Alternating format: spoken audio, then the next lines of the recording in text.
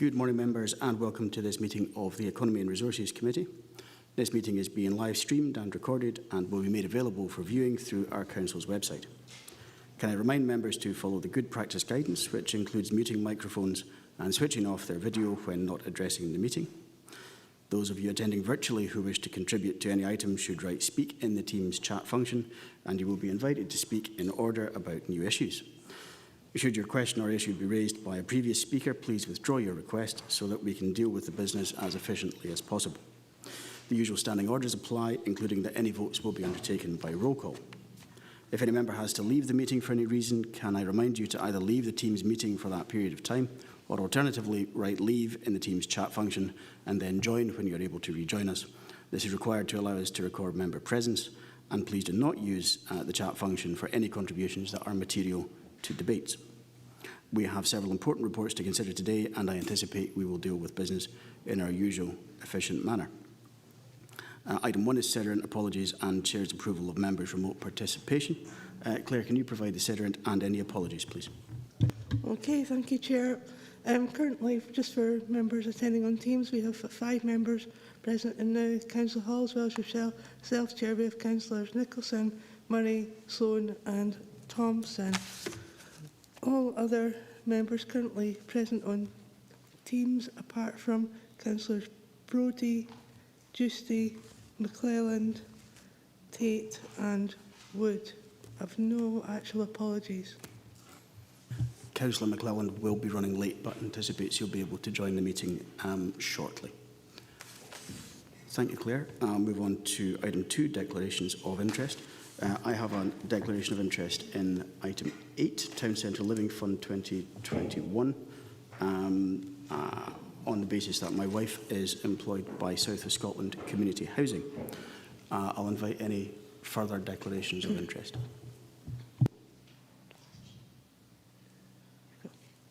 Councillor Driver.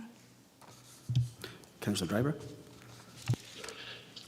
Yes, thanks very much, Chair. It's not a declaration of interest, but it's just to say at the start of the meeting, I think on behalf of the committee, we want to congratulate all you on your latest partnership, which happened a couple of weeks ago, and I'm sure we all say well done and hope you have a long and happy life in your latest partnership. Thank you, Councillor Driver. I suppose, having made that declaration of interest, it was rather difficult of me to avoid drawing attention to it, but I'm very grateful, much appreciated. Thank you. If there are no declarations of interest, I naturally approve of members' remote participation. I should add, can we turn then item 3 to the minute of the previous meeting, that's of the 26th of August 2021, and can we approve the minute of that meeting, please?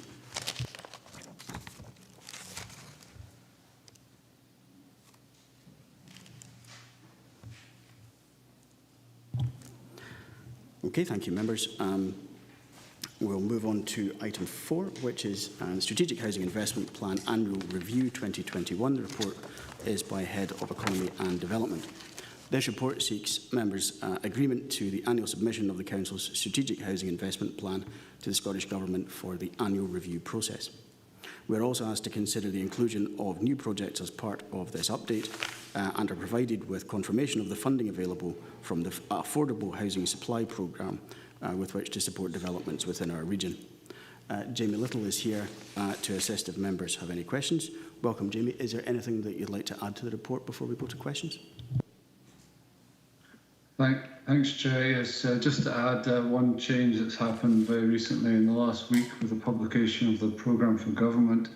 The affordable housing target is now 110,000 homes by 2032, and there's also a commitment within that to develop 10% of those homes within remote, rural and island communities.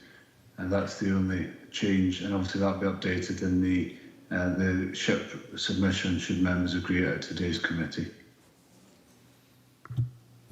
Thanks for that, Jamie. Much appreciated. I'll go to members' questions and comments.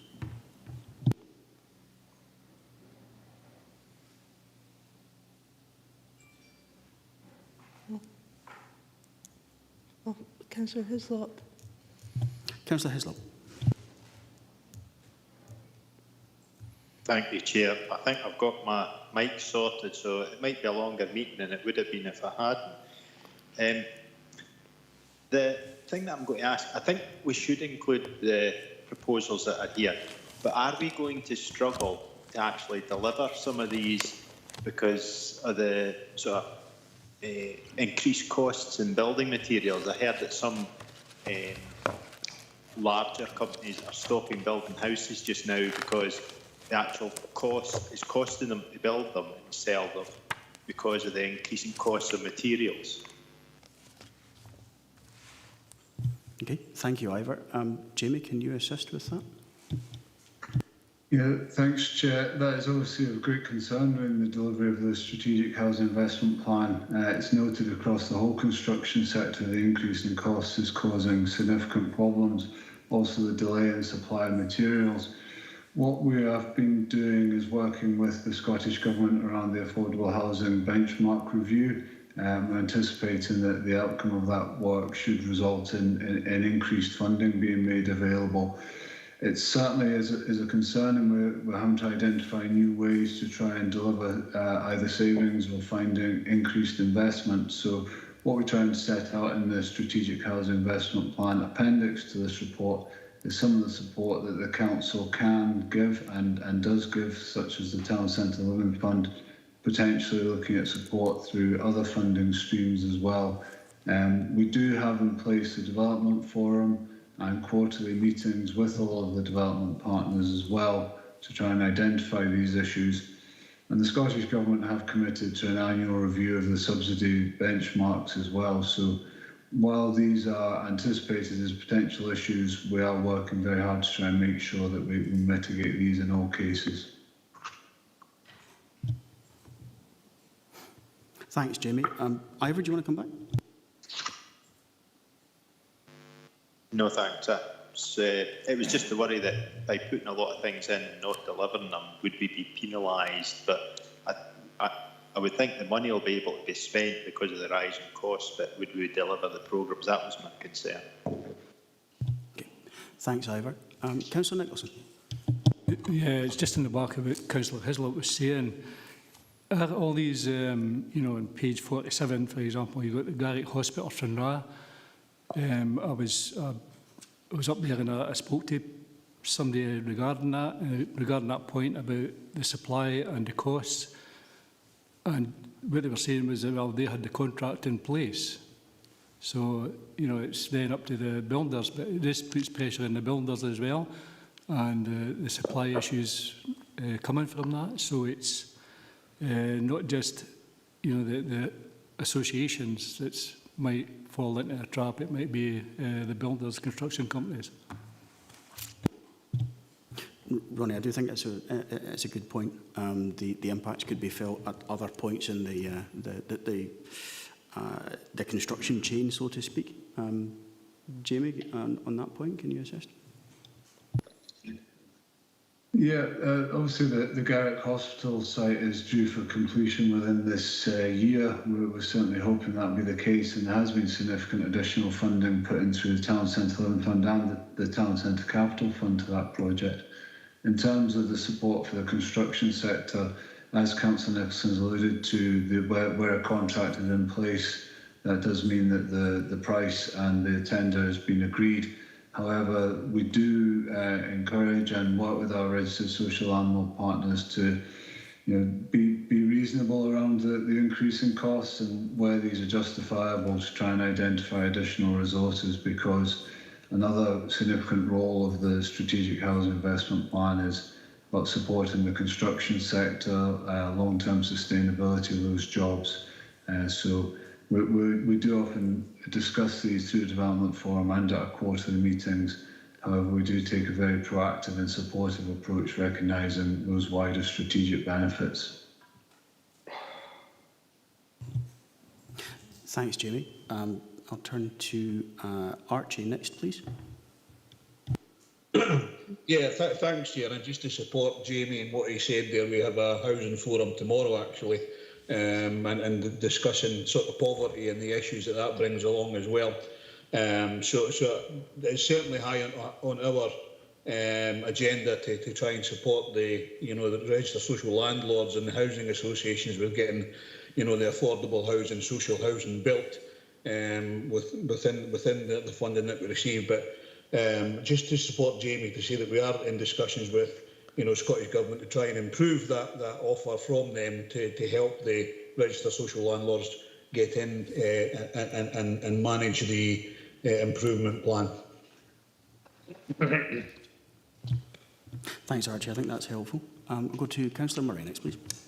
Thanks, Chair. Just on the back of what Ronnie was saying, I had a conversation with the Chair of Lower Burn Housing Association just the other week, and there was a bit of concern there about, in fact, it's the development in Archie's ward in Langham, that they're taking 10 months to get planning permission for it. So I think there's maybe just, I know there are issues with absences and so on in planning at the moment anyway, but we need to maybe have some sort of conversations with planning about getting some of these developments through a little bit more quickly, because I think that was causing a bit of frustration at Lower Burn Housing. So certainly I appreciate the point, and I think we'll be returning to that very issue in a couple of reports' time, if I recall the agenda correctly. For the moment, I will check in case there are any further final comments or issues. Great, in that case we'll turn to the recommendations. So at 2.1, can we note the resource planning assumptions allocated to this region from the Scottish Government's Affordable Housing Supply Programme? That's at section 3.2. And at 2.2, can we agree the inclusion of new projects in the SHIP submitted to the Council by development partners? That's outlined in section 3.4. And then agree to the submission of the updated Strategic Housing Investment Plan, that's as in the appendix, to the Scottish Government prior to its deadline date of 30th October 2021. I'll take it that we are agreed. Thank you, members.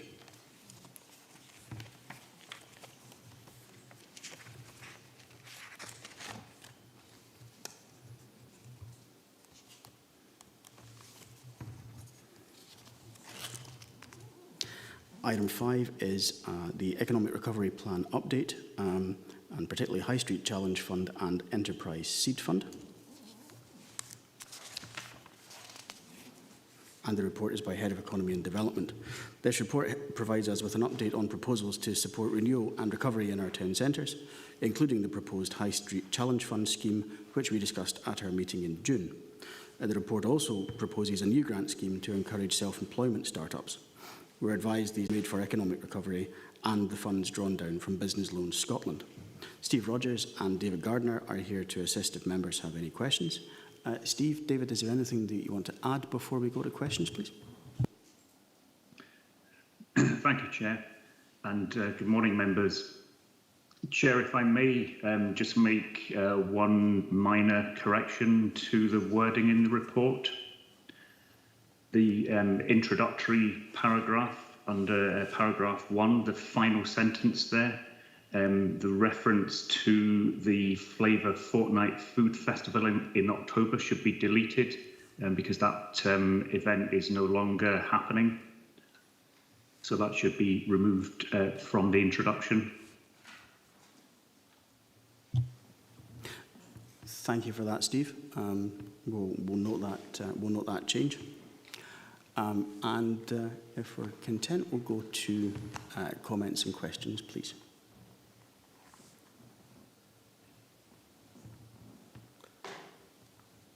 Councillor Thompson. Councillor Thompson.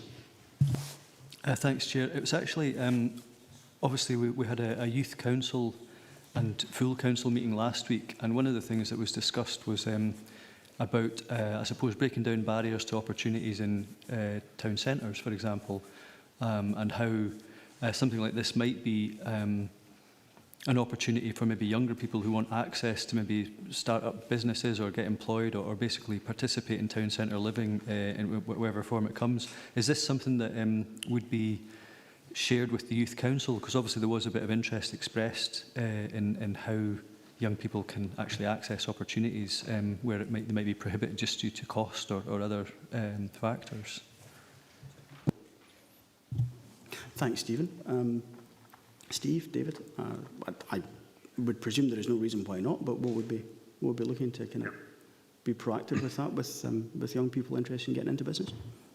Yeah, we'll certainly follow that up, Chair, and there's no reason why both of those initiatives shouldn't be attractive to young people, both in terms of that High Street Challenge Fund, but also the proposed Enterprise Seed Fund, which provides a small amount of capital to assist people who are at the start-up stage of their business.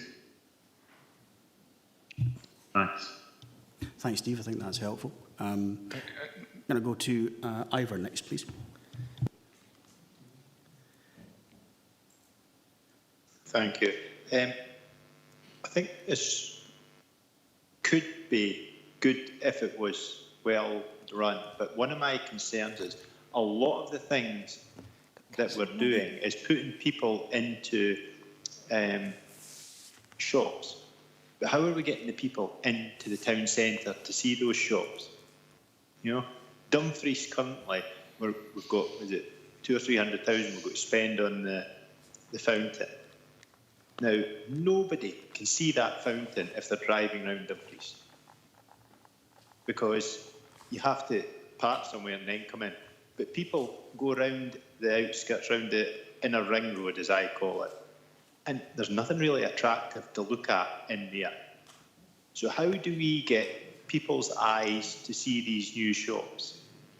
You know, how do you get people onto the high street? And at the weekend there, I was in Glasgow, and we were in, is it Anderston sort of area? And the thing that I noticed down through there was a lot of the coffee shops and everything were shut. And every building above them was office accommodation, and they're all for let. Now, the thing that makes business successful is people. And if, like a council meeting, if I can sit at home and talk to you here, I don't need to go into the council meeting.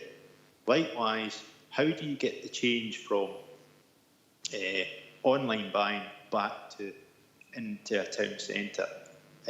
Are we just, throwing good money after bad? Because, you can, and one of the things is you have to create a digital economy as well, and one of the criteria. So you're actually shooting yourself in the foot by having to rent a building, pay the rates, and deliver the service to somebody rather than actually selling out of the shop that you've got. So how do we sort of make sure that's incorporated with when we actually do the scoring of the proposals? Thanks, Ivor. I think there's quite a lot in there, and this is a subject that always excites a robust difference of opinion, which is always interesting. But Steve, David, on the point Ivor raises about scoring in particular, can you assist with that? Chair, certainly I'll kick off if that's okay, because I think some of the issues raised there, which are very valid issues about the kind of the bigger picture, if you like, in terms of how do we make our town centres more robust, more attractive, more viable going forward, given all the challenges and changes that are happening within our high streets, partly as a consequence of the pandemic and partly as a consequence of the acceleration of some of those trends that had already started before the pandemic. So a couple of things to highlight. First of all, these two initiatives that are outlined in the paper are aimed at town centres across the region, so they're not specific to Dumfries. However, we will be bringing back a report which is specific to Dumfries Town Centre, taking a much broader approach in terms of looking at the future vision and the future actions that are needed within Town Centre as a result of the dynamically different Dumfries project that we've been working on with partners from the community and from local businesses and local schools over many months now. So it's intended, Chair, to bring that report hopefully to the November meeting of this committee that will allow that bigger consideration or wider consideration of some of those issues that have been flagged up there. Thanks. I don't know, David, if you wanted to add anything to that in terms of the specifics of these two initiatives. Thank you, Steve. Thank you, Chair. Yeah, I think in terms of young people, just a wee touch point on, we'll also link in with Prince's Trust, who Business Gateway work closely, so we're aligned there. In terms of the scoring, I guess what we're looking for is to make sure that when we support a business to go into an outlet that has got sustainability and additionality. So many businesses need to have a cocktail of how they operate, and so footfall and Steve alluded to the bigger picture about how do we drive more footfall and traffic into the town centres, but obviously from a business operation point of view, where you can actually complement that with trading online as well, then that helps to make the business more sustainable, and that will be looked at in terms of the scoring. And so it is about trying to bring additionality, a bit of difference and sustainability to the businesses we support through the High Street Challenge Fund.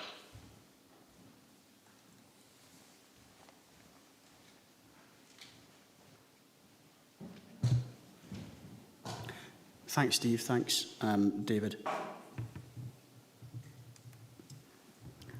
Can I move on to Elaine next, please? I'm sorry, I jumped the queue. You were next. You were supposed to be next. We'll go straight to you now, Elaine. Thank you. Thanks, Chair. My question is also about the High Street Challenge Fund. I'm wondering if that is the intention of that fund to target the smaller towns in the region. I know it's at 3.2 first point is that it refers to rural high street, so I'm wondering, is this really a fund to be targeted more to smaller communities? It struck me that 12,000 I'm sure would be very welcome, but if you were looking at a business in Dumfries High Street, it wouldn't even cover the rates probably that the rent. It's not the rates that's the problem actually, it's the rent that tends to be the problem. So for the larger towns, that 12,000 probably wouldn't go terribly far. So just really, is this really more intended for the smaller towns in the region? Thanks. Thanks, Elaine. Steve?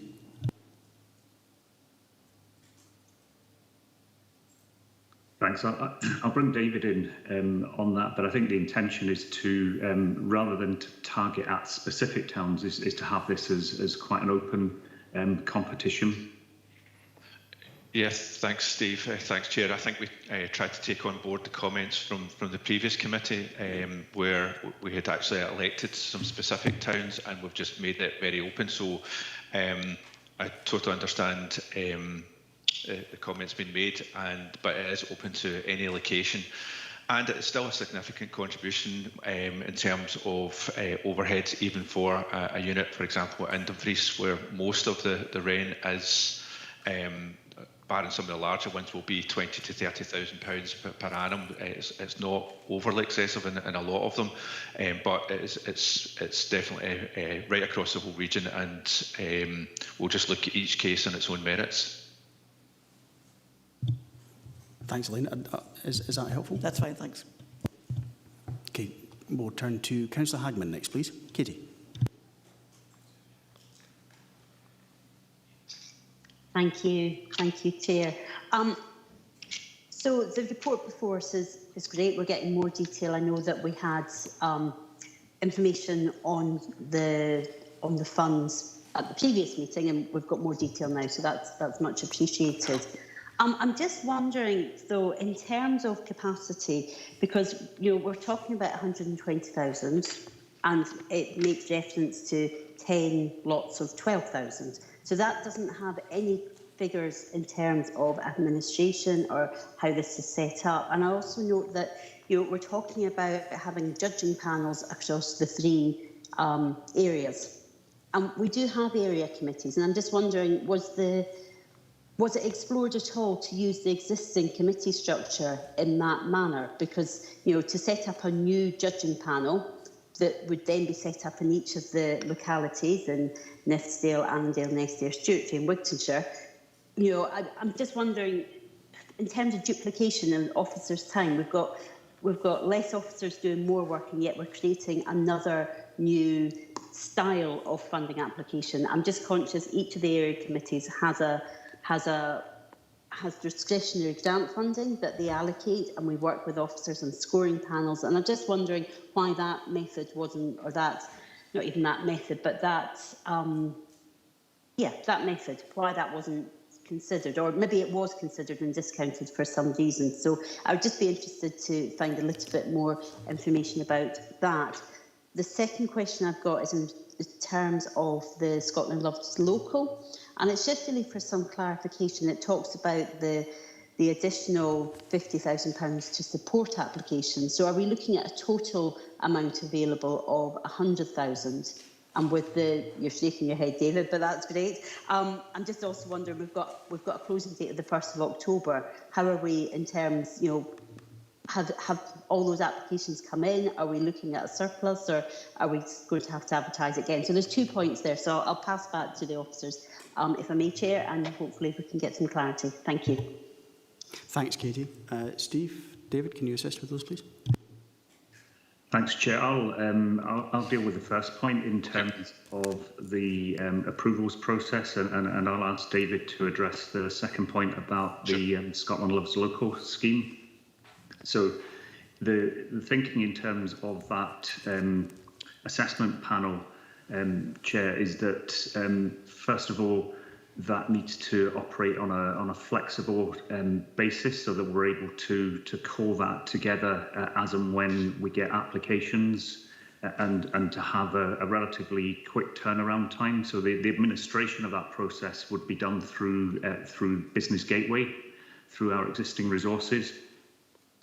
The other avenue that we're exploring at the moment is the community hubs, because we do also have a community hub model that we can tap into, which has partner representation also, and that might be a route that we go down. I'll ask David to address the Scotland Loves Local issue. Thanks, Steve, and thanks, Chair. And I would just add to that point, the Business Gateway team are very much focusing on start-ups. Previously, Business Gateway focused on start-ups and growth, so therefore our resource within it can focus more of its time in supporting entrepreneurs and start-ups, so that helps from a resource perspective. In terms of Scotland Loves Local, the Scottish Town Partnership have launched a scheme of funding between £10,000 and £50,000, and the ask is for that we would do some match funding, because we were, cognizant of the fact that many community organisations would struggle to have their 50% match. So the £5,000 would allow them to match against that £10,000, and we have approached those to provide another £25,000 of funding, bringing that total to £50,000. We still haven't had a commitment from SOAS, but we're expecting to get a response this week. It's taken a bit longer than we would have hoped for, but we're hoping they'll be on board at some point this week. And you're absolutely right, the applications need to be in with Scotland's Towns Partnership by the 1st of October. So we've already started advertising it through social media and through support through ward officers, and we've got around about 10 applications in the pipeline to be submitted to us, so that we're ready to basically deal with this over the coming week, so that it gives the community organisations then the time to get their full submission in by the 1st of October. Thanks, Steve. Thanks, David. I think that's helpful. Katie, are you happy with that? Thank you, Chair. Yes, I mean, I am concerned about capacity, and looking at the place-based officers who are going to be working with communities. I'm aware, certainly in Wigtonshire, if we've got one place-based officer, they've got a huge area to cover. And obviously we have talked about Borderlands, we have full council and place-based funding there. So there's an awful lot of work. So if you're confident that we have sufficient capacity within the organisation, then I appreciate that confirmation from yourself. Thank you. Okay, thank you. I'm sure that we would always like to have some more in this important area of activity, but I know that the officers and their teams are working incredibly hard on these items. I'll go to Councillor Johnson next. Malcolm.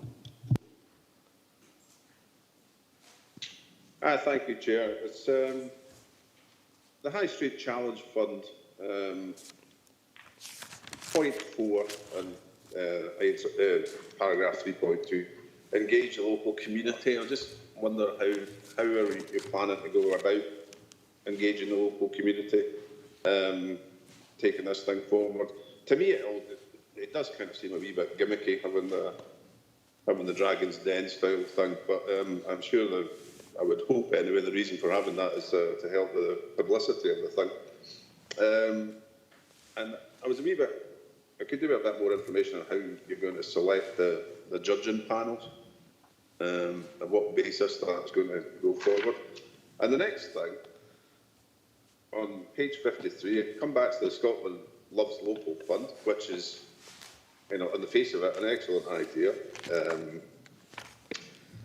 And it's just like a wee bit more information about what we want to achieve from the Scotland Loves Local. What actually we're trying to get out of it in the end. We've got given people an incredibly short time scale for making applications. So how is that going to come about, and what outcomes are we going to get from it? Thanks, Malcolm. Steve, David, can you assist with those questions, please? Sure. Steve, do you want me to take the second one in particular? In terms of the Scotland Loves Local, that fund was set up by Scotland's Towns Partnership and has been live for a few weeks. So you're right, it is a very short time window, which is, I guess, is happening a lot with a lot of funds that are coming directly out via the Scottish Government and organisations. We're having to respond very, very quickly. So we didn't set the timescale of the 1st of October for applications. That's done through Scotland's Town Partnership. And the website, if you go onto the website, clearly shows a number of uses of the money, which can be for capital projects and also revenue projects. So there's a whole raft of areas where community organisations can look at projects that they can apply for.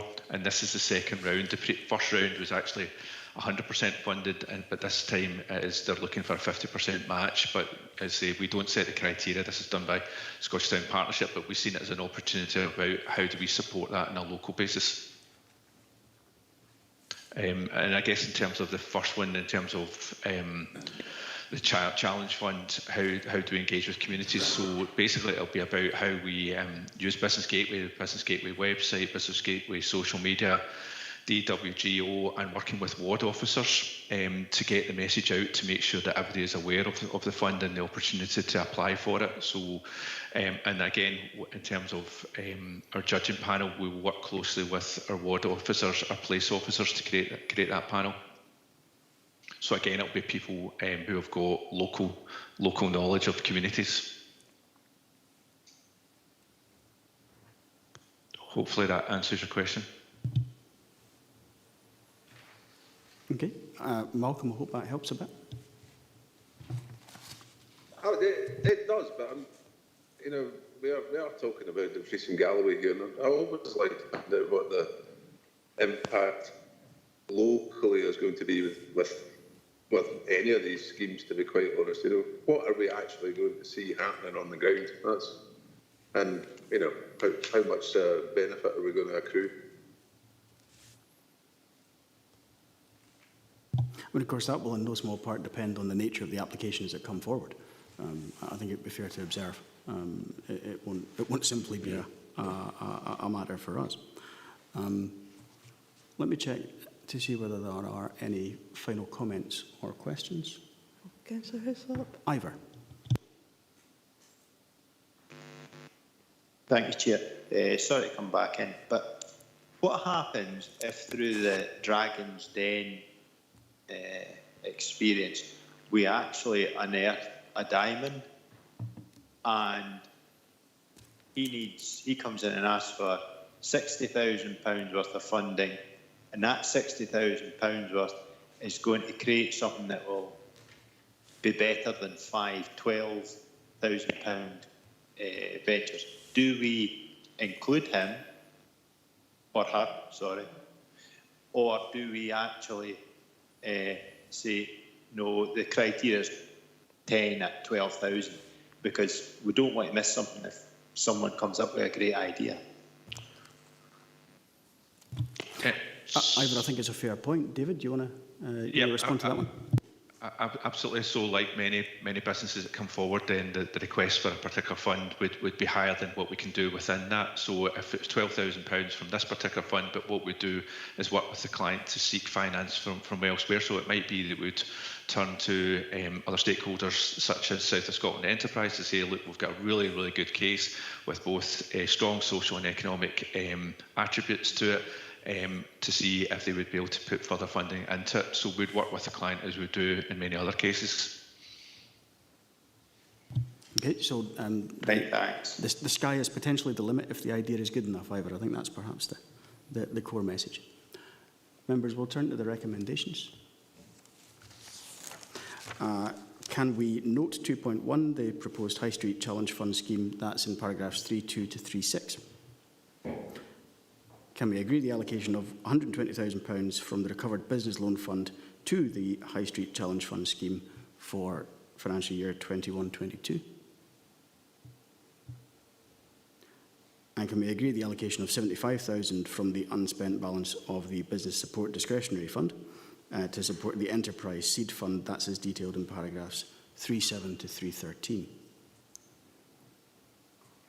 And finally, can we note the allocation of £25,000 as match funding to support community groups to apply to the Scotland Loves Local Fund, grant fund from the Recovered Business Loan Scotland Fund, as detailed in paragraphs 3.15 to 3.16.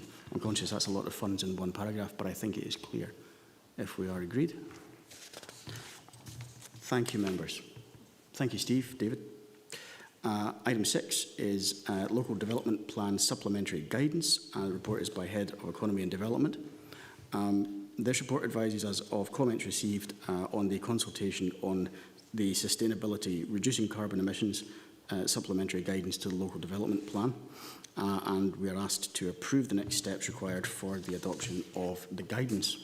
The report also seeks approval of the draft Langham Conservation Area Character Appraisal and Management Plan Supplementary Guidance, and for that to be published for 6 weeks consultation.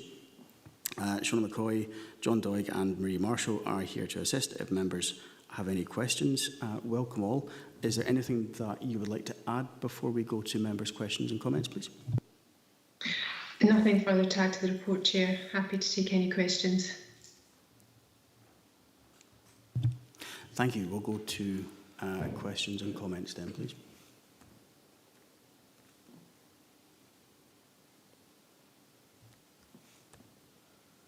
Archie.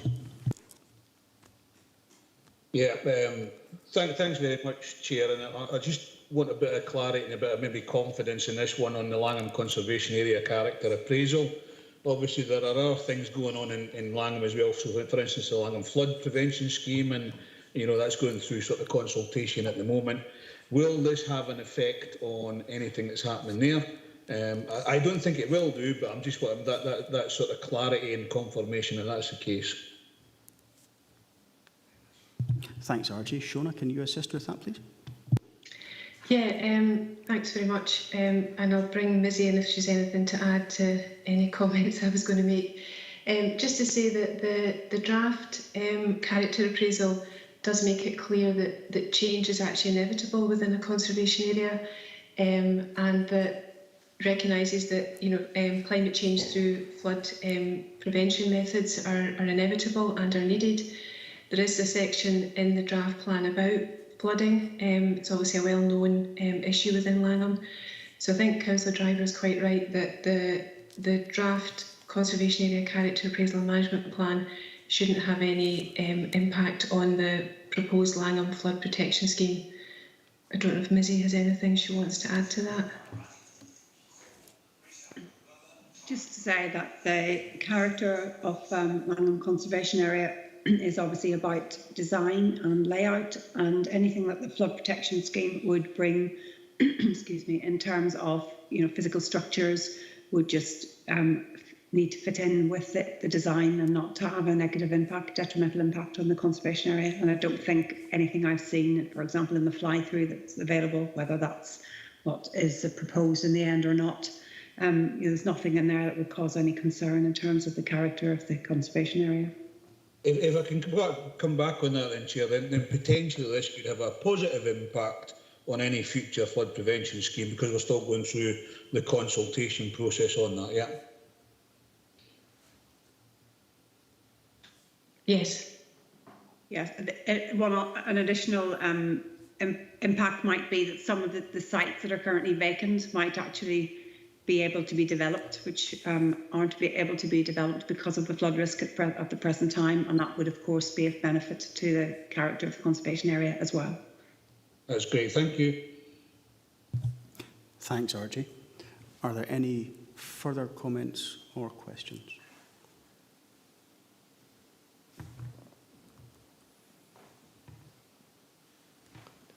Nope. Okay, in that case, we will go to the recommendations. 2.1, sorry, Elaine, did you want to come in? I'm just checking in case you were catching my eye. Okay, so at 2.1, we've been asked to consider responses received to the Sustainability Reducing Carbon Emissions in Buildings Supplementary Guidance consultation and agree the Council's recommended response and propose modifications at Appendix 1. At 2.2, are we content to remit with powers to the Head of Economy and Development to notify Scottish Ministers of the Council's intention to adopt the Sustainability Reducing Carbon Emissions in Buildings Supplementary Guidance. This is detailed at paragraph 3.5. Okay, consequent to that, to adopt the Sustainability Reducing Carbon Emissions in Buildings Supplementary Guidance following completion of the relevant adoption procedures as detailed at paragraph 3.6. And then can we agree to the draft supplementary guidance, Langham Conservation Area Character Appraisal and Management Plan in Appendix 2 being issued for 6 weeks public consultation? And at 2.5, receive a report back to this committee with the outcome of the public consultation along with any proposed changes before considering adopting the supplementary guidance. I'll take it that we are all content with that. Thank you, everybody. We'll move on to item 7. Item 7 is the Economy and Resources Revenue Budget Monitoring Report 21-22 for the period ending 30th June 21. The report is by Director of Economy and Resources. This report provides us with an overview of performance against budget for the first quarter of this financial year, including details of the continuing financial implications of the pandemic. Gillian Ross and Tom Alder are here to assist if members have any questions. Is there anything either of you would like to add to the report before we go to questions, please? No, happy to take questions on the report. Thanks, Gillian. I'll go to questions and comments then.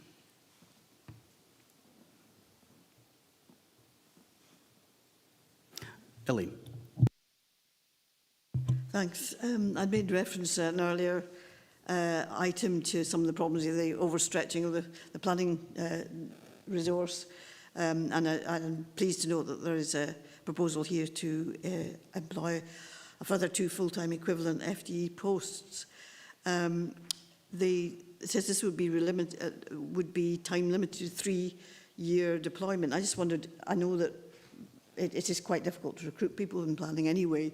Is the fact that it's a limited employment, is that going to be a problem in terms of attracting people to apply for the posts? Thanks. Thanks, Elaine. I wonder whether, and I see Steve Rogers come rather than you, Gillian. Steve, if you're there. Yeah, thank you, Chair. Happy to assist. So I think Councillor Murray is correct to flag that up as an issue. I think recruitment across the board at the moment is very challenging. However, we also have to bear in mind that what we're talking about here is using resources which fluctuate year on year in order to support some core revenue cost increases by employing some additional staff resource, which are much needed currently.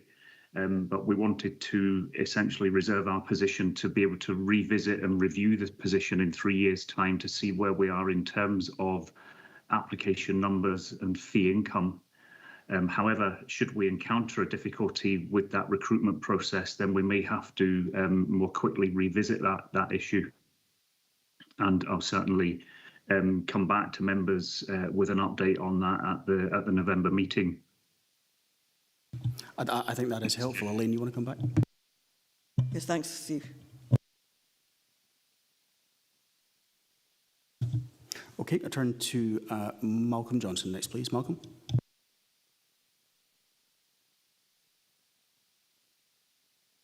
Thank you, Chair. I was actually on the same point, largely, that Councillor Murray brought up. I was wondering if these three people, or three posts, I understand there are potentially going to be problems with recruitment. I know what it's like trying to recruit people at the minute. It's very difficult. Is it enough? I know from speaking to people, we're getting a lot of, I'm getting a lot of emails about planning delays and things, and I'm concerned that when we're trying to get our economy growing, we're trying to get things moving, that this is causing a bit of a bottleneck in the whole recovery process. So is it enough? And if we can't get other people, I know we've done it in the past, is anybody investigating the possibility of outsourcing some of this work in the event that we struggle to get the staff to catch things up? So that's the planning part. The next thing is item 3.7. You're mentioning Natasha's law later in the year. Well, it's not really that much later in the year. It's next month we're talking about here, where all the goods packed in the premises have to be properly labelled. What progress are we making with this? And this is a requirement from next month. It's not long. So how are we progressing with that? Thanks, Malcolm. I hope Steve is still with us in terms of the planning resource question. Perhaps he can assist with that. Yes, thank you, Chair. So I suppose there are two parts to the question. First of all, is this enough? And secondly, are we looking at additional measures? So in response to the first of those, it's something that we're going to have to keep a close eye on. And I think the report does make reference to the fact that we will need to review the position to make sure that is sufficient to deal with the increase in workload. And should that workload continue to increase, then we will need to revisit this in terms of making sure that we do have sufficient capacity. This is not the only measure that we're taking as managers to address this issue. So we are also supplementing staff resource by, first of all, extending the hours of some of the staff that are currently working on reduced hours contracts. So we've offered opportunities to existing staff to increase their hours, and we've had a few come forward to take that opportunity. So we will be increasing capacity quickly in that way.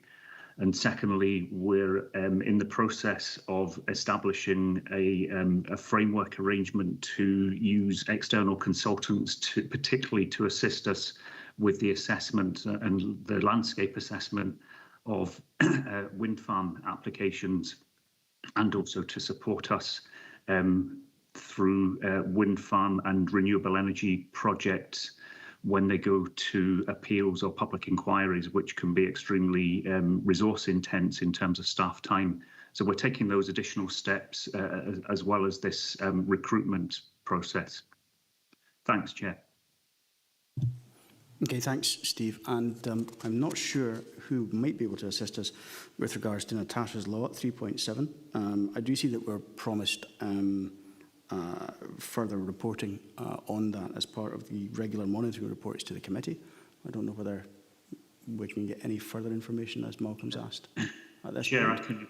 Steve? Chair, I should probably pick this up as well, because it does relate to facilities management, which sits within my service. And I do know that Alan Lawson is actively involved in these conversations with Scottish Government around the potential impact in terms of resources. So I think the report notes that's happening, and I think the intention in terms of the report was really to highlight it as a potential future issue for members that we'll come back with more detail on later in the year. Thanks, Chair. Okay, thanks, Steve. Much appreciated. Malcolm, do you want to come back? Yeah, it's just that obviously with my own involvement work-wise with I'm obviously maybe got a bit of an advantage in that I know exactly what's happening with this Natasha's Law thing, and it will add a cost. There's no doubt about it. Any product that you put in a bag in a school kitchen or package in any way, whether it be a sandwich or thing, is now going to have a label on it, which it didn't before. So it is going to be a cost, and it's going to take a bit more time. It's quite a labour-intensive job, especially in little kitchens like you've got. Thanks, Malcolm. No, I appreciate the insight, and I think we'll look to get an update on how that is bedded in and any implications arising out of it, as is outlined in the paper. I'll turn to Councillor Carruthers next. Ian? Thank you, Chair. So I won't say too much about what was, because it's been well covered by both Councillor Johnston, I suppose yourself as well, and the Council in regards to the planning. Steve's given some good answers, in regards to what's going on there. But going back to the budget process earlier in the year, and what's laid out in front of us today, Steve, they don't reflect each other in regards to the level of resource that was actually required. So I know the Conservative group, along with others, asked what level of resource we bring it up to a certain level to be applied. I don't see that being appropriate at this level. I don't want to go much further into that in the conversation here today, but I think it's something we have to pick up offline.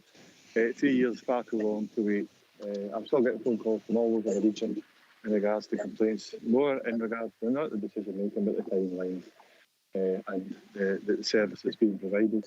And we know it's all down to a lack of resource, and that's been identified. And I'm absolutely delighted that you've picked it up at this point and brought it in front of us. But as I've said previously to yourself, Steve, I think you're leaning against an open door with the whole council with this. I wouldn't be frightened to come back with some stronger figures in the future, even the near future, if that was the case, to make sure that this problem gets addressed.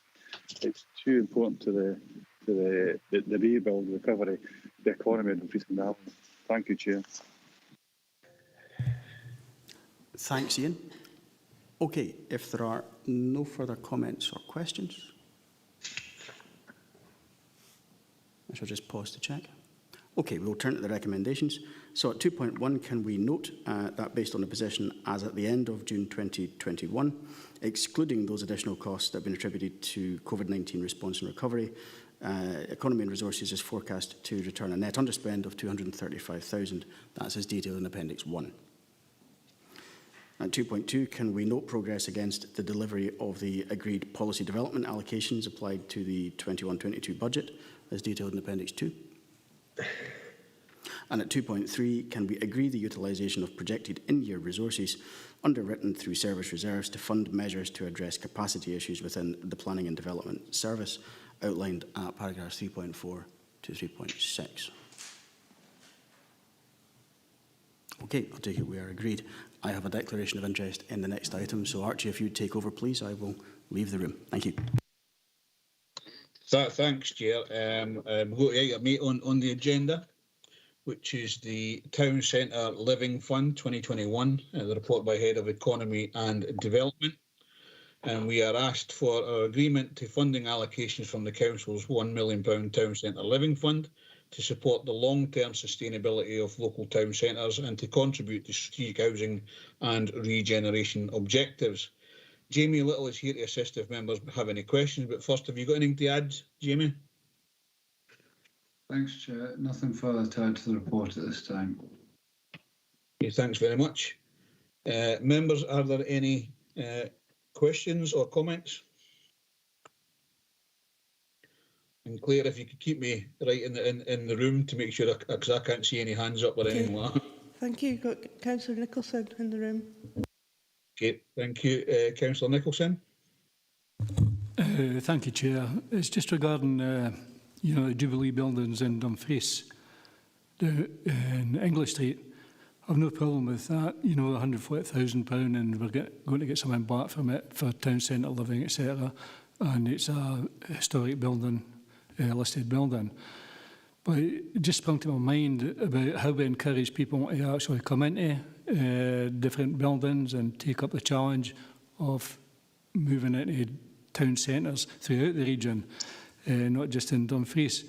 If you go down English Street, for example, there's an old building there, Treasure Trove, and half the building's fallen down, and you've got trees growing out of it, and trees growing out of other buildings in all Dumfries and Galloway towns.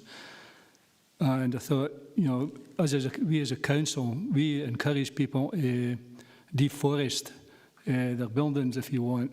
But when I walk further down, Militia House in headquarters has got a couple of big trees sticking out of it, and across the road there is a building that I think we sold, they're going to sell, and there's forestation coming out of them buildings as well. So we don't set a good example, if you want, for other people trying to invest in towns and the look of the towns and encourage people into it. And I'm just wondering if there's anything we can do about that. Thanks, Ronnie. I had a discussion with the director the other day about this particular thing, and at Communities Committee the other week there was £1 million budget on PPM to deal with council buildings.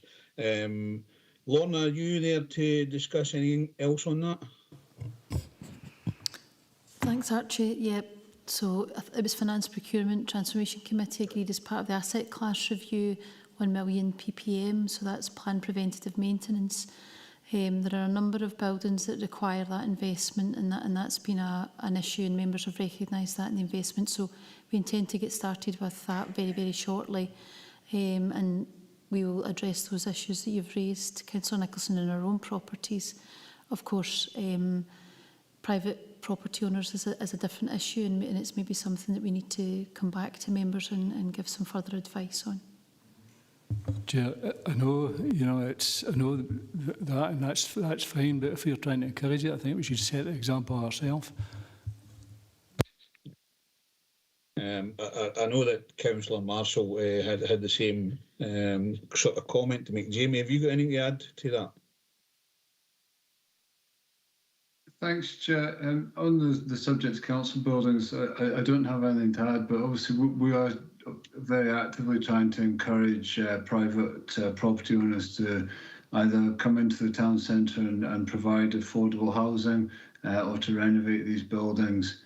Obviously, in terms of the work we do try and promote the scheme and identify new projects. So this is being seen as best practice across Scotland. So in terms of the private sector development, I think we could say that the council is setting a good example there. Thank you. I can see we've got Richard. You want to come in? Yes, Chairman. I wasn't going to speak about the forestation of a town, but before I ask my question on the report, I'll just say the buildings in Arran obviously were centre of the last two headline front pages in the Arundel Observer. So it is a major concern not only in Arran but across the whole of the region. And I was wondering, it's thinking about perhaps a future report how we could we work with local businesses to provide an economic solution to their problems and our problems when we get our buildings deforested. How can we spread that out to the businesses within our town centres as well to make it affordable for them? So maybe that could, following on from Councillor Nicholson, maybe that could be a future report to the committee. And my question is, obviously we've got recommendations here on proposals. Just a question on the transparency of the processes there. All these projects look good, like the Clock Tower Flat in Castle Douglas and Glebe Street, Stranraer, the Grapes Hotel. Yeah, it's good that we're helping to regenerate these areas, and there's more on the capital programme in item 9 as well, which, like Old School, Thornhill and Dumfries Fountain. Is there a transparent process how these projects have come to the committee? Is there an application process which they have to go through, or is it just somebody our officials just sit in their offices in Dumfries and Stranraer saying this is a good project, or is it a more formal and transparent process? Before I asked Jamie to come in, and obviously on your initial request for, how can we help people in the centres of towns with, with the deforestation and things like that. I think it can be part of the report. I think we review the town centre funding applications on a regular basis, Jamie, and if that could be part of the report moving forward, that would be specific. I also believe there is a process which we go through, but I also believe there is a process that applicants have to go through. If you could advise Councillor Brodie of that. Yeah, thanks, Chair. In terms of the application process, committee members agree the application criteria for the various different elements of the Town Centre Living Fund. While some applications are delegated to officers, we do bring strategic projects or anything that is out with the normal criteria back to committee for elected members to consider. Hence the example cited there at Glebe Street in Stranraer. That project would normally be part of officers' delegation to allocate those that funding request. However, it is out with the town centre, so we're highlighting to members that very approach. So in terms of transparency, the members are cited on these projects, and at the end of each financial year, we do bring back a report identifying what has been delivered throughout the year, the outcomes, and we try to also provide an update on the actual investment that has helped to deliver within our town centres. And with regards the part of the report about, making buildings spruced up a bit and getting rid of any sort of algae and growth that's on the buildings, can that be part of the report that comes forward for when we review the next one? Yeah, happy to support colleagues in terms of the work, looking at the council buildings and the work that's required there. If it's an element around the private sector, then yeah, strategic housing, more than happy to try and support that process. Thank you. I've got Katie, Sean, then Tommy. So, Kate. Thank you, Archie. Thanks, Jamie, for the report that we've got today. I'm looking at the appendices, and certainly 1 and 3 are both from registered charities, but 2 and 4 are from private developers, and I think they are welcome at regenerating the town, especially in Dumfries. But I'm just looking at the project summary, and Appendix 2, it makes reference for the period of 5 years following the payment that the owner must prove to the council on an annual basis that the property is still being made available for private lets or being occupied. If the owner sells the property within that time, will they have to pay back the funds to the council? What is the process? Because it says that they have to do that, but what if they don't? And I guess it's on the same line in Appendix 4. That line is not mentioned in this one, but it's the same condition applied on that application as well. Thank you. Okay, Jamie. Yeah, thanks, Chair. In terms of the security for the council with the empty properties grant, it was agreed through the committee process, and it's something that's been in place since the outset of the empty properties budget, is that we put a charge on the properties on the title deeds to secure the council's funding. So if it were to be that at some point the owner was to sell those properties and be in breach of their conditions, there is a relatively straightforward route for the council to recover its funds. So the security is put in place. Apologies that it's not referred to clearly in Appendix 4, but that is one of the criteria of the grants, and is also identified on the actual application forms. So the private developers are aware of that before submitting their application. You happy with that, Kay? I am. That's great. I mean, I'm pretty sure that it was in there, but just it's useful to get that clarification in committee. So thank you. Thank you, Sean. Yeah, thanks, Archie. Yeah, I was going to raise this under the next item, but thanks for Richard and others and Ronnie for raising it as well. So yeah, I mean, Annan, like other places in the region, has got some strange flora and fauna growing from quite a lot of buildings on the high street, and the council are keeping their end up as well, because the town hall isn't looking great either. So I'm glad it's going to be addressed, the council buildings, but I do think there is an opportunity. I know it's the private sector, etc., but I think there is an opportunity because obviously the council will have to maybe they get specialist equipment in like high abs or cherry pickers, and it might be a specialist contractor. So I think there's an opportunity to work with private owners, you know, that maybe have got things growing out of the roofs, etc., to try and work in conjunction with them and maybe share the opportunity for them to actually get involved when we're sprucing up the council buildings.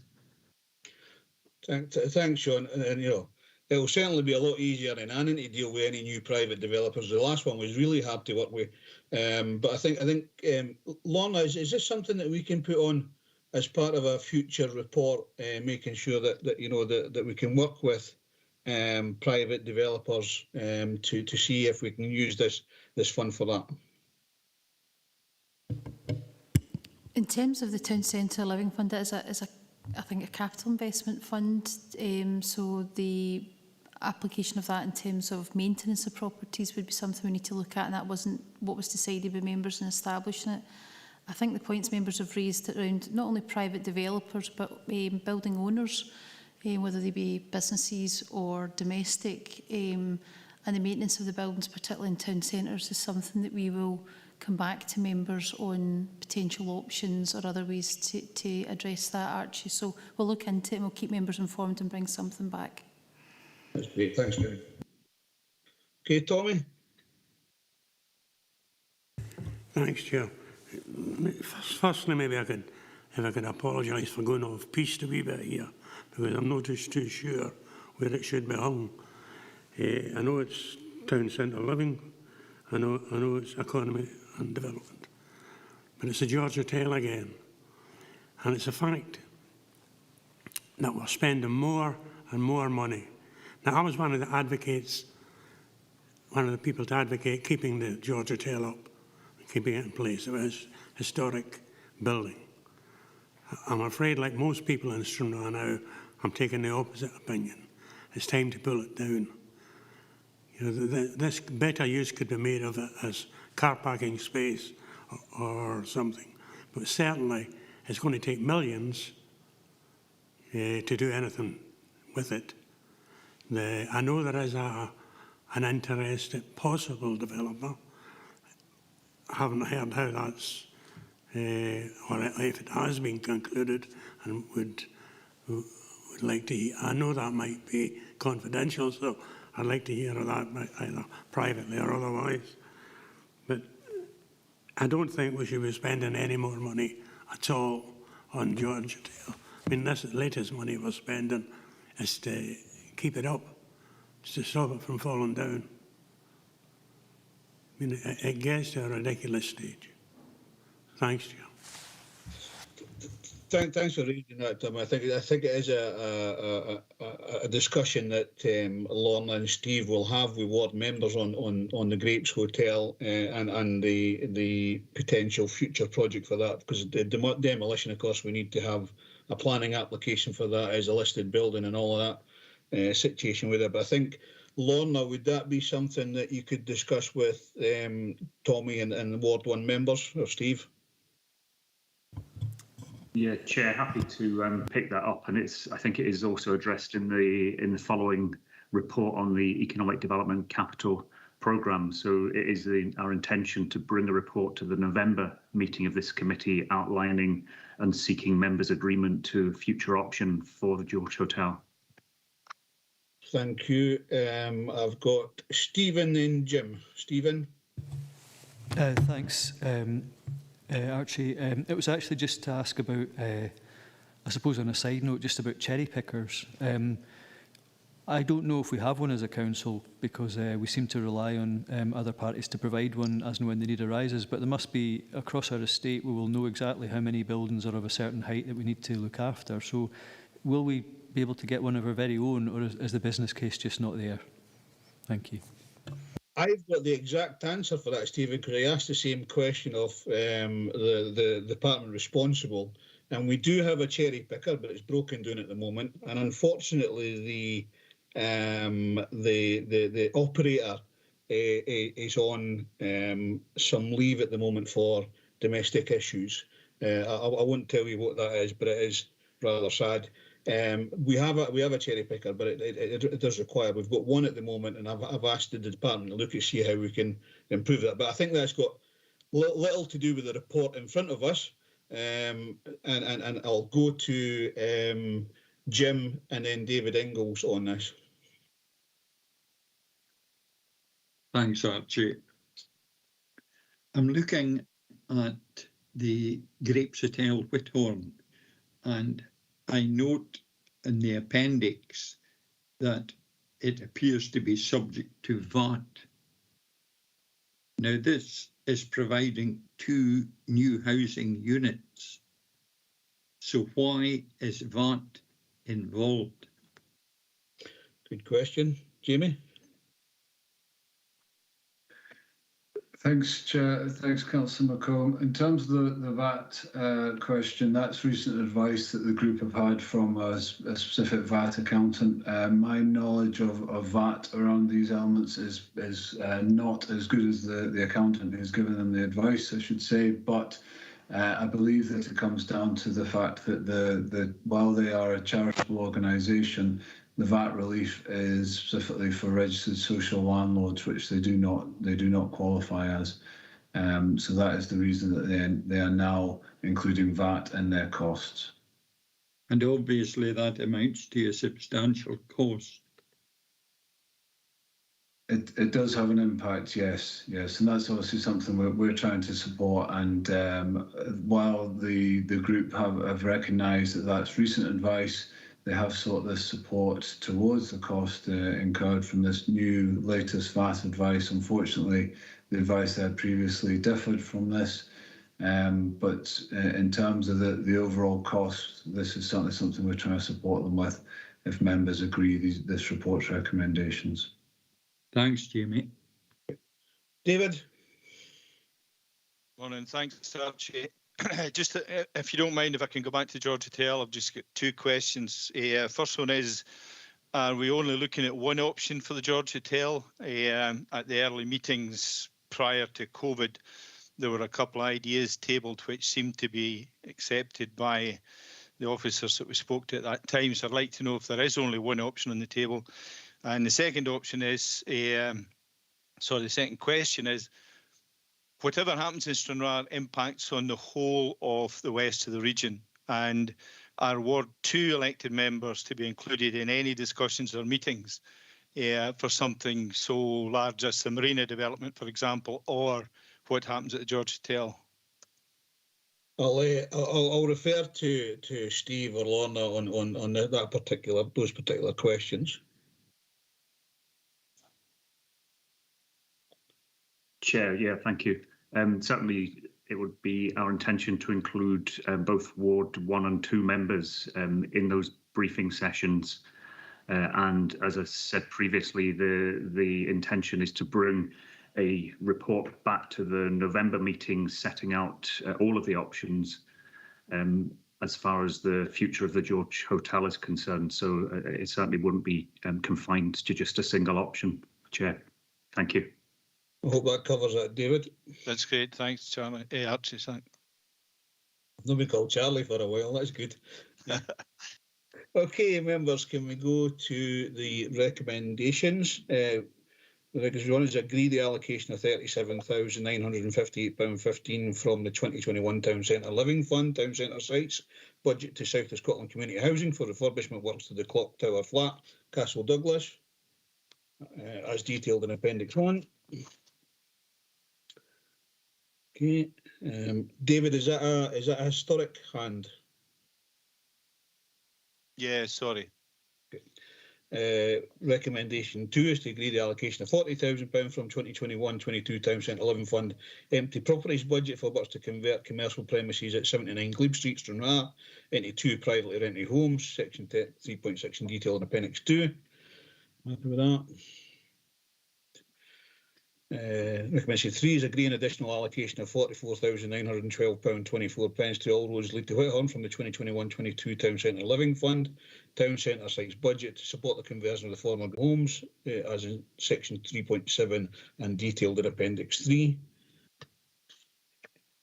And finally, agree to transfer the previous allocation from 2019-20 Town Centre Living Fund empty properties budget of 140,000 to the new owner of the Jubilee Buildings, Dumfries, following their acquisition of the property as detailed in section 3.8 and detailed in Appendix 4.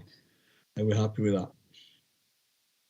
Thank you very much. And we'll go back to normal chair, if he is there.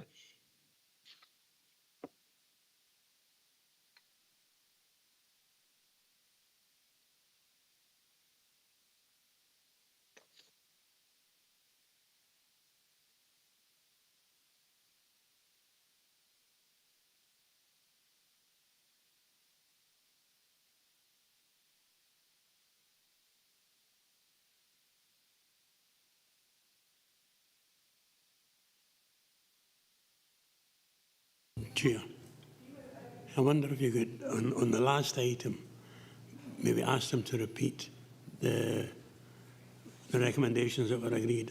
I'm having difficulty hearing.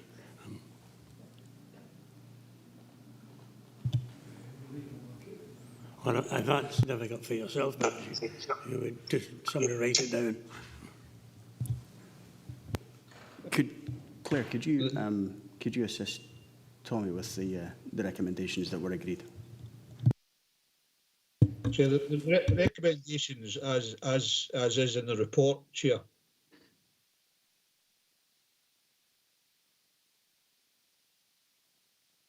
Okay, I think that's sorted it out. Grand. Apologies, Director. We seem to be doing laps of the building. Okay, item 9, and thank you, Archie. Item 9 is the Economic Development Capital Programme 21-22 to 23-24 Progress Update. The report is by Head of Economy and Development. This report provides us with a progress update on the economic development asset class for the first quarter of 21-22 and asks for approval to award a grant for improved signage in Sankar as part of the Upper Nithsdale Gateways project. The report also presents an update on the Town Centre Capital Fund grants programmes and action to ensure the effective use of the funding provided by the Scottish Government. We also have an update on the detailed arrangements for operation of the community-led economic development and place-based regeneration framework as agreed by committee in June of this year, and also proposals for the use of an allocation of capital funding from the Scottish Government from its Nature Restoration Fund. Simon Fieldhouse and Melissa McGarry are here to assist if members have any questions. Melissa, Simon, welcome. Is there anything that you'd like to add before we go to questions and comments, please? Yes, thank you, Chair. I'd like to make a correction. Paragraph 4.3 and Appendix 2 indicates that the Lockerbie Old School planning application has been submitted. Just to correct that, it hasn't been submitted, but we're expecting it to be submitted very soon. Okay, that's helpful. Thank you, Melissa. I will go to questions and comments. Picking up where I left off, I think, Sean, Councillor Marshall, you're first to speak, please. Sean. Thanks, Chair. Yeah, just a couple of points. On 4.2.7, with regards to Annan Regeneration Steering Group, just to kind of report, we did have the meeting on the 9th of September and that went really well. And there's another couple of meetings that are scheduled in the next few weeks. We're looking at the potential of establishing a community development trust. I think on the last part of that also mentions, though it's just a little bit unclear, that obviously there's a piece of work to be done with regards to looking at the feasibility study around about the Victoria Halls project. And it's really just to kind of confirm that I know that Annan Regeneration Steering Group will be taking part in that, as will Cunningham Housing Association, but it's just to confirm that it's being led by Dumfries and Galway Economy and Development.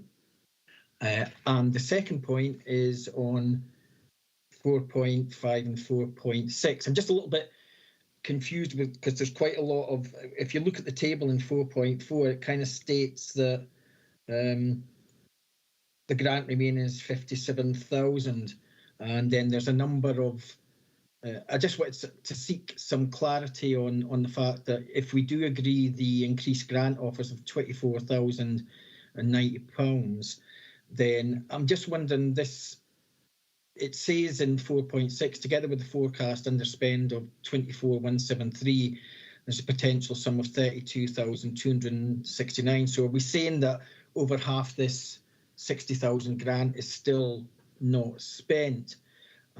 And if that is the case, I know that we've had COVID, etc., but it looks as though there's only 4 grants that have actually been agreed to date, which is the 4 that are in the table at the top of page 159.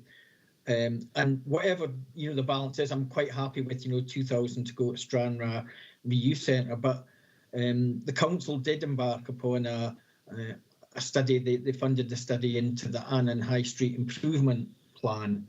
And so there was a number of things that came out of that, and a lot of it was with regards to improvement to public realm. And I'm just wondering if there's scope to look at the balance in that, addressing some of the issues that we've identified, to make improvements to the high street itself. So whether or not there was any scope in that. And I was going to ask about whether there was the opportunity to give grants out to I think we just discussed it the last report in relation to the kind of the state of the roofs of private properties along the high street, but that might get resolved with the report that we will get, in the future. Smee. Thanks, Sean. Melissa, can you help so far as the questions about the situation with the grants, please? Yes. First of all, with regard to the question about the workshop, the forthcoming workshop with Annan Regeneration Steering Group about Victoria Halls, yes, just to confirm that will be led by Dumfries and Galloway Council Project Development Team, working with the support of the police team that's been established. The second issue, in terms of the number of grants, I don't actually have the number of grants that have been awarded. I'm going to have to circle back to you with that detail. But the forecast underspend is actually now, the latest position is, since the report was written, that a number of the potential trades that they were seeking to employ or secure have actually, there's been some movement on that. So it looks like that figure is going down a little. But what we are looking still at a forecast balance of funding still to be allocated. And what we're looking to do is establish the principle. It's a changing position, to be honest with you, on a day-by-day basis based on the claims that are coming in. But what we're looking for members to consider here is to agree the principle that we can vary the original mandate about the cap of 50% or £5,000 in order to maximise uptake in Annan.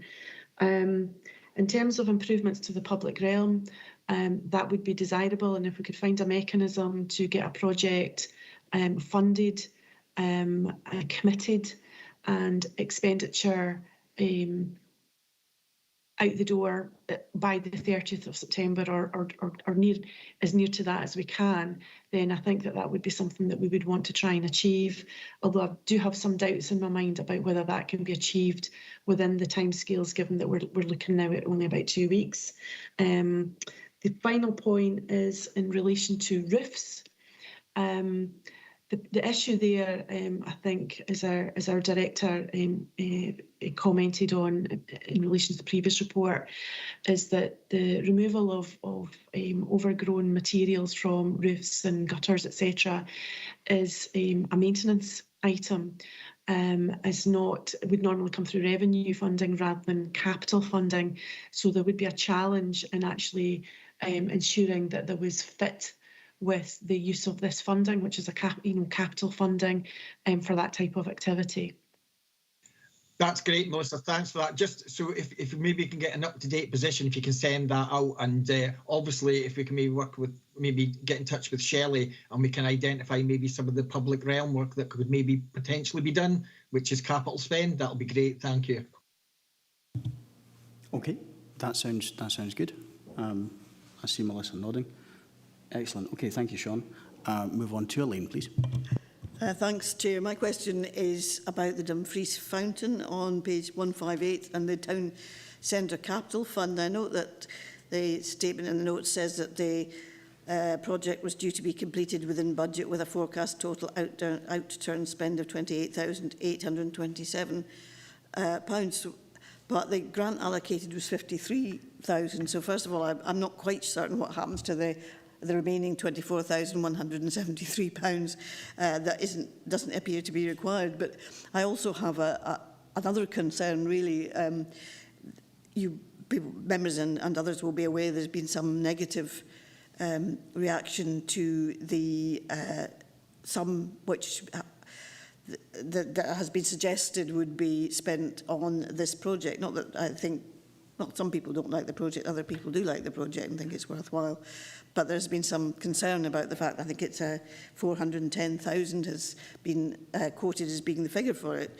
Now, I'm just wondering, given that this part of the project seems to have come in so much under budget, has over much optimism bias been built into the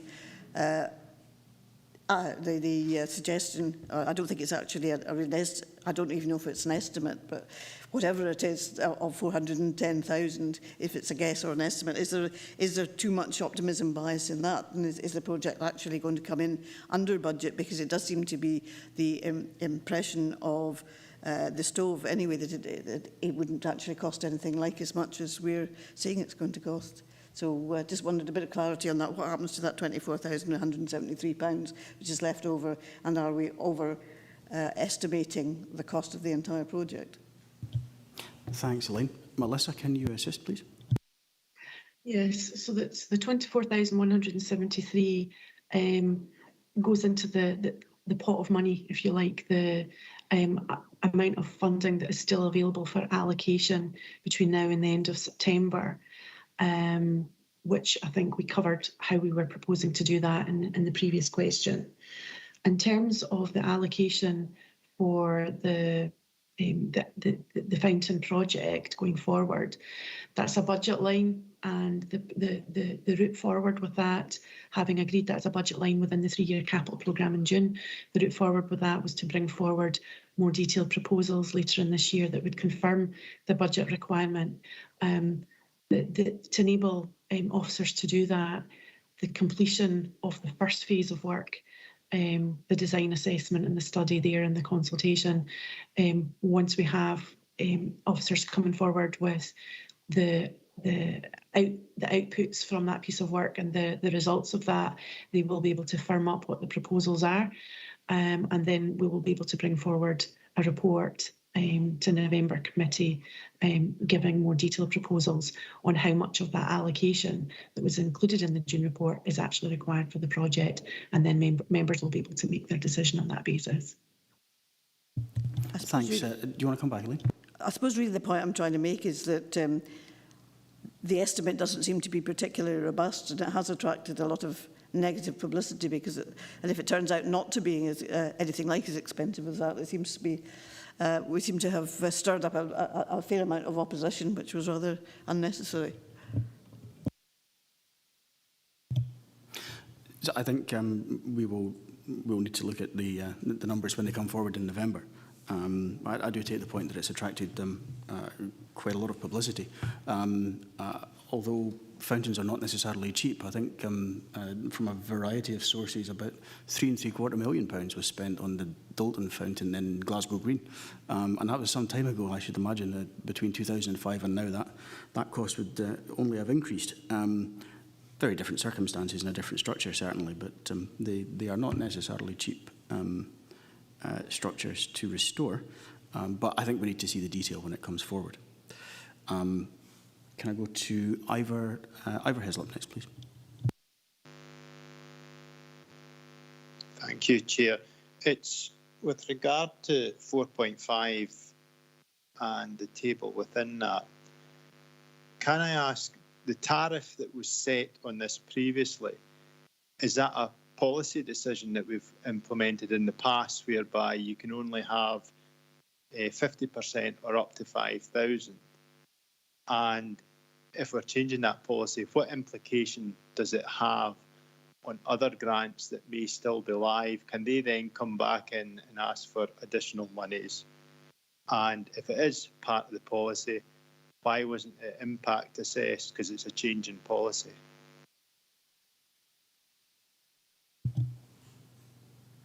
And Melissa, can you assist with that? Yes, thank you, Chair.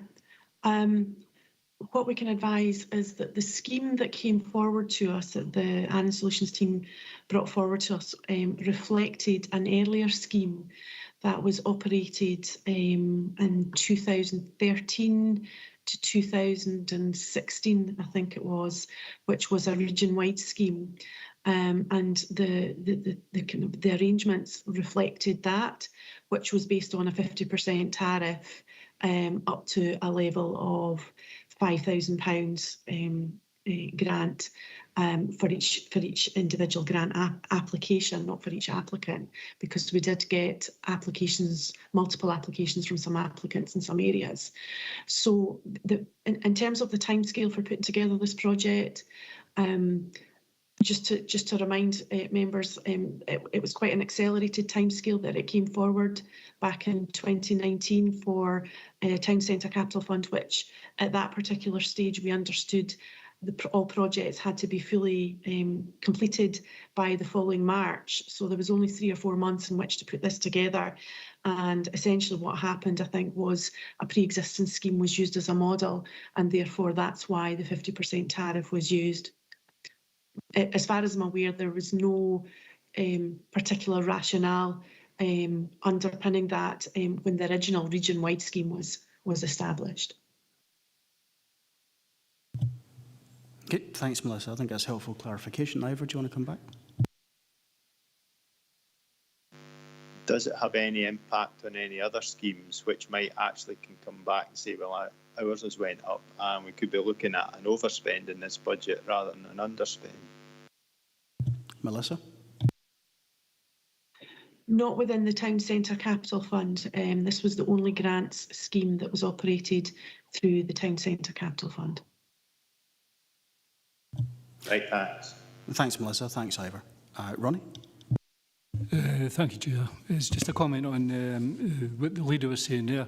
And it has been, you know, the figures coming out and the actual figures that we've seen, you know, may be completely different, especially the, you know, the money here, for example, is about half the budget. And hopefully, you know, the other budget won't be even the same again. But it has been exercised in some groups and, you know, figures being flying about, and it hasn't been very helpful for either people in the communities or the groups in the communities, and certain individuals will always moan about something, so it doesn't really matter what you say. But I'm more interested in public opinion, and public opinion is swayed by, you know, the figures that may not be correct in the way it's portrayed, and I think we have a communication issue with that and how projects go forward. I'm all for, you know, the fountain being revamped, and whatever cost, it's only one of 2 in the world, that design. And I think Dumfries has something to offer as well to attract people into town. I know that Councillor Hislop had some concerns about a fountain attracting people, but that's one of the things. You know, we've got Bruce Burns and Barry, we've got all the other things that come in. Unfortunately, over this past couple of years, we've had lack of tourism. All the tourist buses go down the sands and everybody comes up through the town, and they love the town. You know, all the tourists that I've seen and spoken with. So I think anything we can do to make the town more attractive is worthwhile. And it won't have a cost, but I think that cost is worth it. Thank you, Ronnie. I do have a lot of sympathy with what you say, and I think there is an important point about the figures which are being communicated once we have them, and I think that will be important for us to look at in advance of the November meeting. I will check to see if there are any further questions. No. Okay, thank you, members. We'll turn to the recommendations. I'll take a deep breath before going through them. There are a number of them. So can we note 2.1, the update on expenditure to 30th June?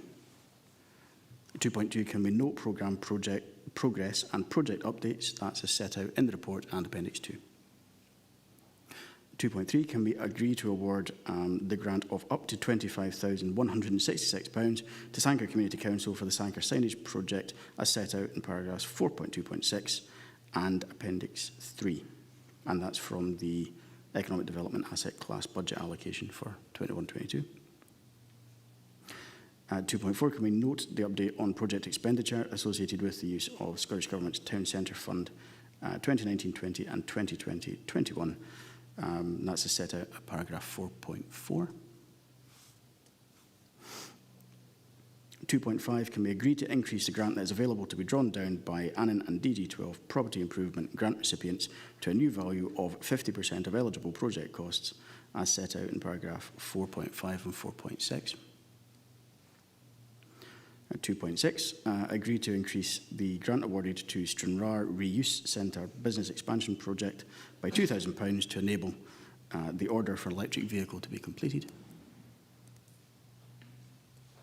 And at 2.7, agree that to avoid any underspend against funding allocated by the Scottish Government's Town Centre Fund, officers be permitted to increase the grant that is available to be drawn down by Town Centre Capital Fund recipients, with priority given to grant claims under the Annan and DG12 property improvement scheme until the funding is zero.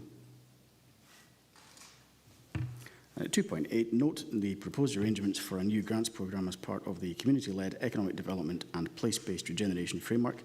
That's as in Appendix 4. And finally, at 2.9, note the allocation of £135,000 of capital funding from Scottish Government's Nature Restoration Fund, and agree this funding should be allocated to the Thrieve Landscape Restoration Project and to establish Dumfries and Galloway Tree Planting Grants Fund. That's as in Appendix 5. Excellent. I take it we are agreed. Thank you, members. Item 10 is Office Accommodation Strategy 2021 to 2031, report by Head of Economy and Development. Members are presented with a new office accommodation strategy, which this committee agreed would be developed way back at our meeting in November 2020. This strategy provides for a strengthened policy and improved performance from our office assets, aligned with our staff policies and recognising the importance of our Council's priority to reduce carbon emissions and improve the sustainability of Council services. Paul McCulloch is here to assist if members have any questions. Welcome, Paul. Is there anything that you'd like to add before we go to questions? Thank you, Chair. Nothing to add at this stage. Happy to take questions. Thank you, Paul. I'll go straight to questions and comments then, please. Katie. Thank you. Thanks, Chair. So we've got the strategy before us, and it is a 10-year strategy, and clearly things are going to change in the next 10 years. I wonder if we will be reviewing this strategy in more than 10 years. I'm assuming we will do. But looking at the strategy before us, I'm wondering as to why the Douglas Ewart High School is appearing in this, whereas no other high schools are. Now, I've gone through the report, and I appreciate that there's detail in there about on page 218, and it makes reference to the co-location of social work, children's and family services within the Douglas Ewart High School. But I guess my question is there capacity in the high school for all council staff, or is it only for that particular group? And the reason why I ask this is because when looking at the further detail appendix, which is included in this, it makes reference to the fact that there's 22 staff in the Douglas Ewart and 20 staff in the Penningham Centre. So that's 44, but this only makes reference to 14 agile working stations.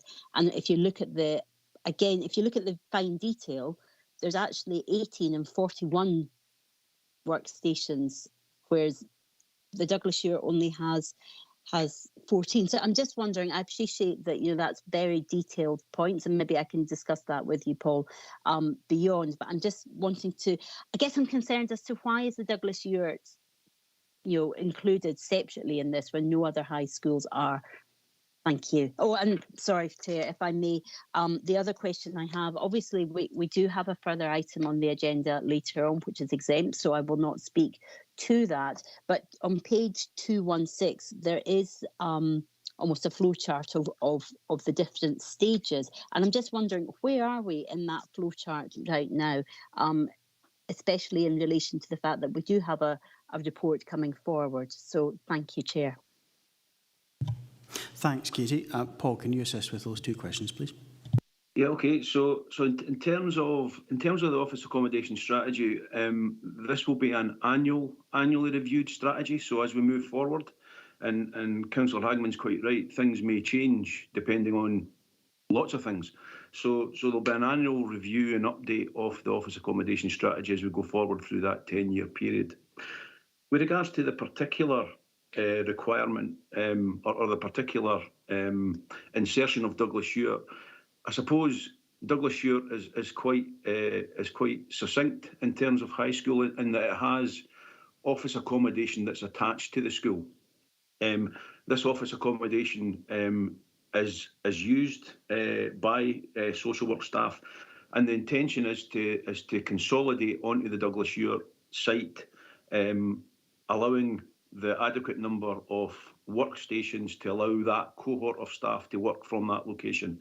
So work's ongoing at the moment regarding that transition. So that's the reason why it's included and no other high school is, and that no other high school has office accommodation attached to it. With regards to the flowchart and where we are, obviously members have taken decisions previously with regards to some of this work around about the smarter working agenda. And as we move forward, the intention will be that, if members agree that the strategy and the plan, that we bring further updates as things progress. Thanks, Paul. Katie, do you want to come back? Thank you, Chair. Yeah, I guess my question is on page 218. It does refer to the Social Work and Children's Family Service, but is there office accommodation available in the Douglas Stewart for other council staff, or is it only for that department? So the office.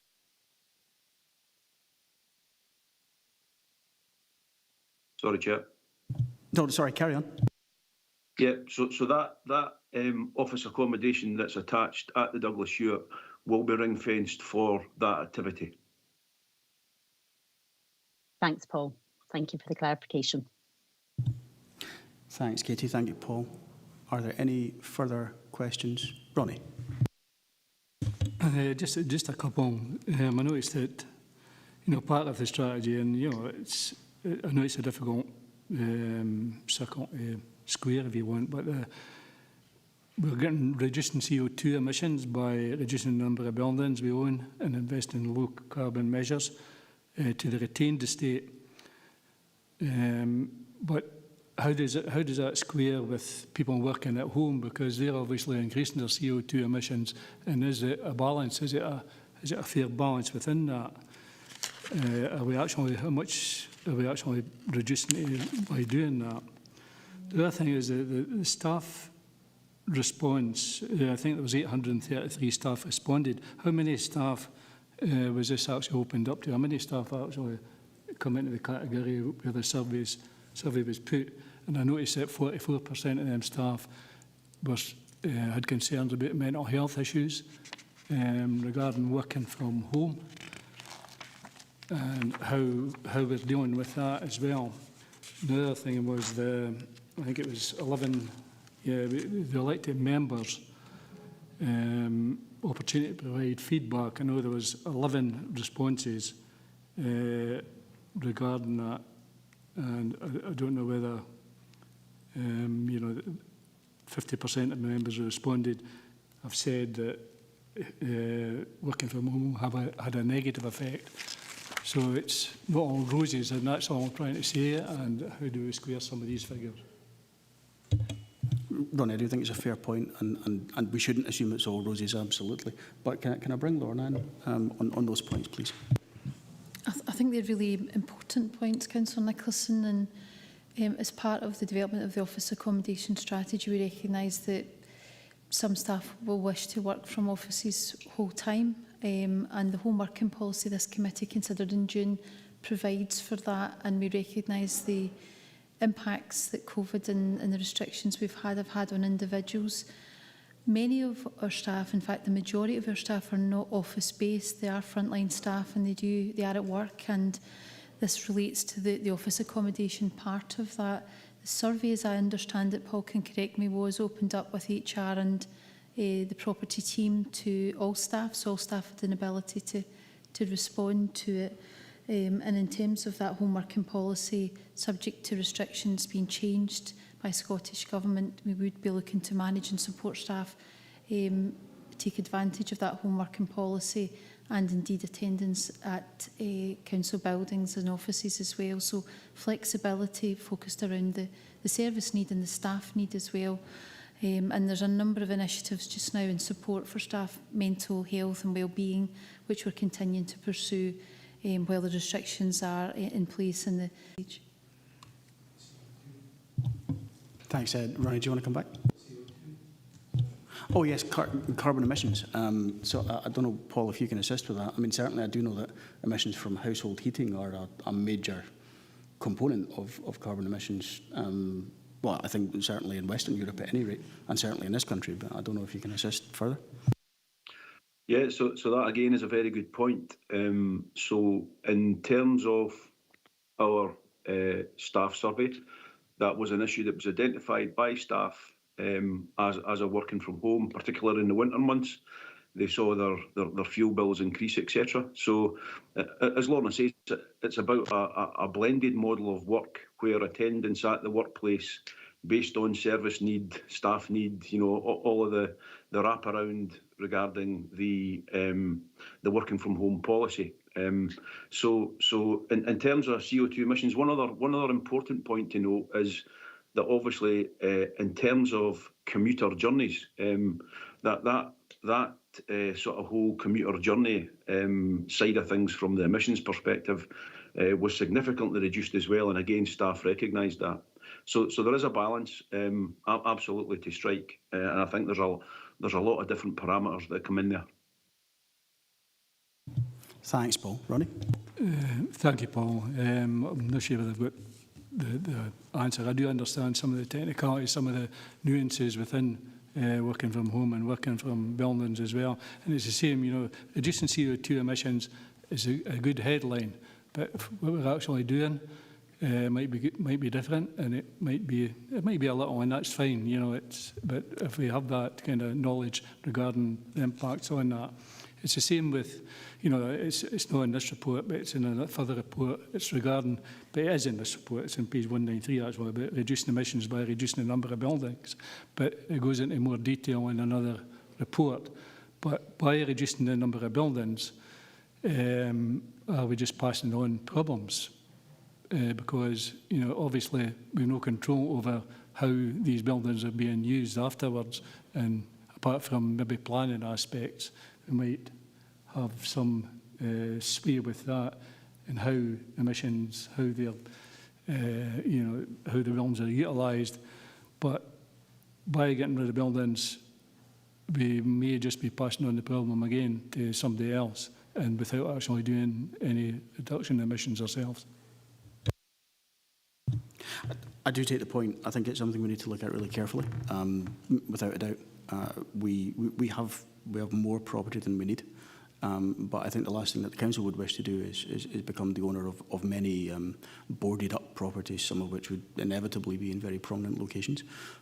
I don't think that is our intention for a minute.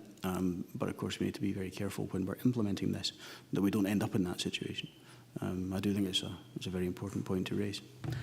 Can I go to Archie next, please? Thanks, Chair. I withdrew because Ronnie had asked the question. Sorry, Archie, I've just seen that refresh on my screen now. Katie, you do want to come back in, though. Thank you, Chair, for giving me the opportunity to come back in. It's a further point that I forgot to raise, Paul. And I appreciate I am talking about my local ward high school, and I'm not meaning it to be parochial in terms of that, but there's no other accommodation that I can see that falls into the same category. And I am looking at the backlog maintenance costs on page 227, and it is significant for the Douglas Stewart High School. And I'm just wondering, where does maintenance sit in our office strategy, where it covers almost two different pots of money, if you know what I mean? Because, you know, we talk about the school maintenance costs and we talk about non-schools maintenance costs. So, you know, I appreciate that this table refers to the whole site costs, but yet it is significant at, well, 1.7 million is outstanding. So where are we, and how do we discern different aspects when we are looking across different directorates and different responsibilities? Thank you. Thanks, Katie. I see Paul nodding, so I think he probably can assist. Paul? Yeah, absolutely. So in terms of the school and the non-schools asset classes, Councillor Hagman's quite right to identify that the school and the maintenance of the school would be undertaken through the school's asset class. And in terms of that office accommodation, if there were refurbishment and upgrade works required, then that would be identified and taken forward through the non-schools asset class. Thank you, Paul. Thanks, Paul. Thank you, Katie. Okay, we'll go to the recommendations. Members, can we note at 2.1 the office accommodation policy objectives as detailed at 3.2? 2.2, can we note the office accommodation strategy, where we are now and where we want to be, with the strategic case for change based on current performance of the office estate, in particular underutilisation and continued decline in occupancy of the current office estate, and the change to future ways of working, evidence through the staff survey, that's in Appendix 4 of the policy document, and summarised in paragraphs 3, 10, 11, 12 and 13. And having noted both of those, at 2.3, can we agree the office accommodation strategy for 2021 to 2031 as attached at the appendix? Okay, that's excellent. Thank you, members. Thank you, Paul. We'll move on to item 11, which is surplus property in Dumfries and Galloway. Report is by Head of Economy and Development. Members are asked to agree to the recommendation to declare 2 areas of land as surplus to the Council's requirements. Details of those 2 areas of land are set out in the report and its accompanying appendices. Paul McCulloch is still with us to answer any questions or points. Paul, before we go to questions, is there anything that you would like to add? Thanks, Chair. No, nothing to add, and happy to take questions. Thanks, Paul. We'll go to questions.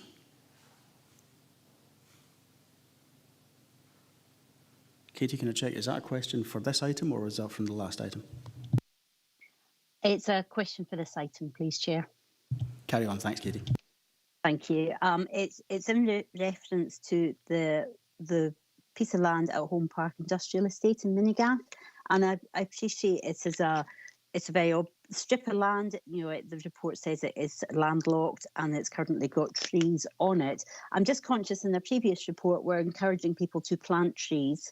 And I appreciate you need to have the right tree in the right location, but we're actually wanting to, you know, encourage more tree planting. And I'm just wondering, what is the rationale for declaring this piece of land as surplus? And if it goes ahead as surplus, will we be putting any protection on that as a strip of biodiversity, as a strip of trees that, you know, there's a little bit of land? Because I appreciate that people think that certainly in my ward it's a very rural ward, but farmland doesn't necessarily mean biodiversity, and these little pockets of almost wild land are really, really valuable in terms of the natural environment. So I guess it's just the rationale as to why this has come forward, please. Thank you. Thanks, Katie. So I think that's on the basis of the expressions of interest that we've received, but I'll get clarification from Paul on that point. Thank you, Chair. Yes, that's correct. It's based on the expressions of interest with regards to that. In terms of the sale of the land, the comments made regarding whether we would put any sort of form of protection on there, we've not done that in the past. You know, this approach has been made for this parcel of land in order that this business can acquire it, and I'm pretty sure utilise it as part of their business offer. Okay, thanks, Thanks Paul. for the clarification. Thank you. Thanks, Paul. Thanks, Katie. Do we have any further? Oh, yes, David. Thanks, Chair. Yeah, I'm with Katie on this one. That parcel of land and the trees on it actually shield the industrial estate as you come into Minnegarth. And it would be a shame if the first thing you saw was the back of that industrial unit, if those trees were to come down. So I think it should probably be protected in my view. I wouldn't like to see it just stripped out and a big metal fence put up.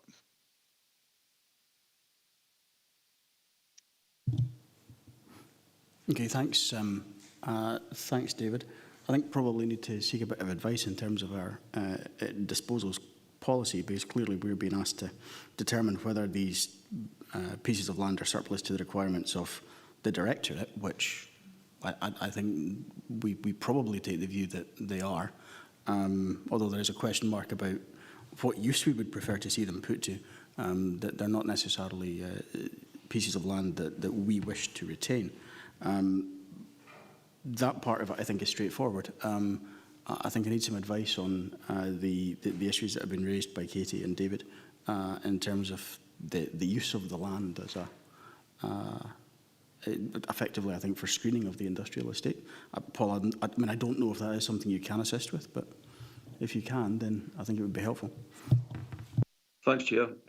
So in terms of any land that the Council dispose of, we have the right as landowners on sale to an individual to place certain conditions, burdens on that land. So there is the ability, should the Council decide, we could put a burden across that land that says that the existing shelter belt is maintained in perpetuity.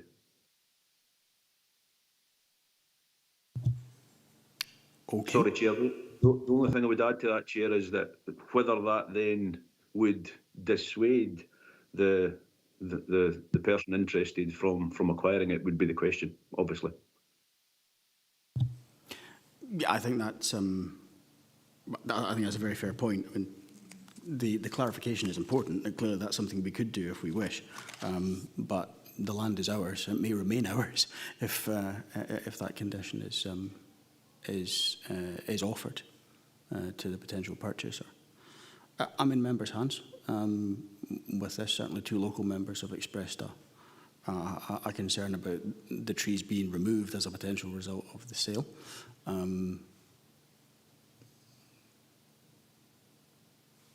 Do they wish to make a proposal with regard to that particular location?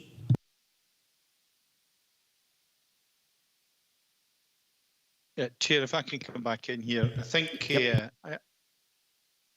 Sorry. Yes, please carry on. I mean,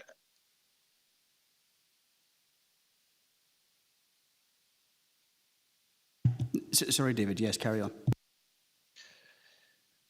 Yeah, I'm not against the parcel land being sold, or being passed over, but I would be keen to have some sort of natural barrier between that and the area of ground next to it, which I think is in the LDP2. I'm not just too sure for development. I would need to check that, but I think it would be important to ensure that we do try to soften the boundary of that industrial estate by keeping some sort of natural barrier around there.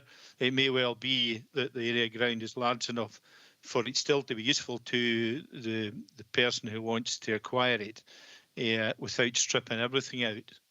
I would need to go and have a look at that, or maybe Paul can shed a bit of light on that. Okay, Paul, I'm not sure if you can, or whether you can assist with that, and then I have a couple of other questions from members. Yeah, Chair, nothing else to add at this stage. Okay, thanks, Paul. So, Archie, you wanted to come in, and then I'll bring Katie back in. Archie? Yeah, Chair. I mean, I understand where people are coming from, but I didn't want to get sort of involved in planning applications and things like that in the E&R committee. I think if we were to sell the land as suggested, any sort of new build from that particular area would require, I would imagine, a planning application. And it would be through the planning application that any recommendations and conditions would be put on that particular piece of land. So is there an opportunity to say, yes, we're happy to sell the land, but if there are any movement to put a planning application in, it comes to Planning Applications Committee for making those conditions.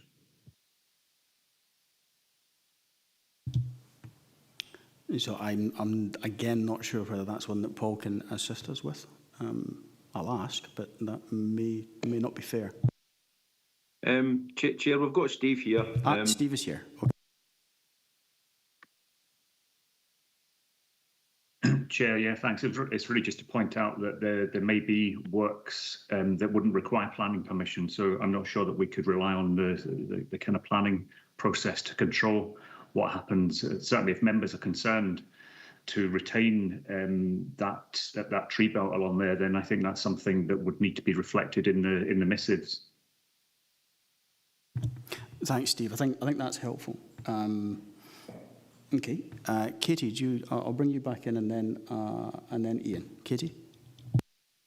Thank you, Chair. So I'm just looking for clarification, really. We agreed our disposal and acquisitions policy at FPT last week, 2 weeks ago, and within that it has, and I'm just looking to confirm, because we're not agreeing to actually get rid of this, so to speak. It's just that we're declaring it surplus. So can I just confirm that as per our disposal policy, there would be consultation done, and it would in fact go to area committee. So if we are to agree, certainly and specific to the one in Minigaff, the surplus property, that would actually trigger that process of consultation within the community and within the ward members, and obviously coming to area committee. So at that point, if there's specific concerns, I think as ward members, those in the communities will have opportunities to raise these very issues. So I think we're almost jumping the gun possibly with this one.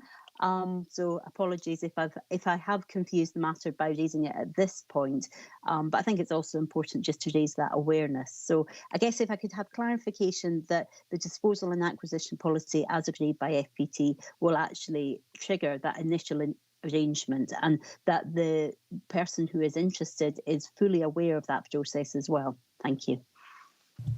Thanks, Katie. Paul, can you clarify, please? Thanks, Chair. Yeah, absolutely. So this is the first stage in the process. If you look at the disposals and acquisitions policy, it's for a service committee to declare surplus. That then follows through in terms of the flowchart that members recently agreed, and all of those various stages will take place for this and for every other disposal. Yeah. Thanks, Paul. I think that certainly is helpful. I mean, it does take us back to the decision we're being asked to make, which is whether these pieces of land are surplus to the requirements of the Economy and Resources Directorate. And I think we can quite clearly and categorically state that they are. There are clearly then further considerations, which are not necessarily for us as to what happens with them thereafter. But I think they're absolutely surplus to the requirements of the Directorate. But appreciate you bringing the point of clarity, Katie. I'll go to Ian. Thank you, Chair. I just think it was the very point I was going to raise. I think my understanding is quite clear that this was the start of a process, not the end. Whether the Council applies a key preservation order or a body within the title, it's something that it would probably do after consultation if it felt was necessary. So I think that's been cleared up after Katie's question. Thank you, Chair. Thanks, Ian. Okay, if there are no further comments on this one, we will turn to the recommendations. Okay, so at 2.1, can we note that expressions of interest have been received in the properties detailed in paragraphs 3.4 to 3.5 and also as shown in appendices 1 and 2. And at 2.2, agree that the two areas of land detailed in paragraphs 3.4 and 3.5 and appendices 1 and 2 are surplus to the requirements of the Economy and Resources Directorate and should be disposed of in accordance with the disposal and acquisition policy, which we've helpfully had clarified. We're content to agree. Agree. Okay, thank you, members. Thank you, Paul. we'll turn to item 12, which is the property buildings asset class capital programme monitoring for 21-22 update report by Head of Economy and Development. Item 12 provides us with updated information on the property buildings asset class programme. That's as at 30th June 2021. Paul McCulloch is still with us to assist with members' questions. Paul, is there anything that you'd like to add before we go to questions? Thank you, Chair. Nothing to add at this stage. Thanks, Paul. Go straight to questions and comments then.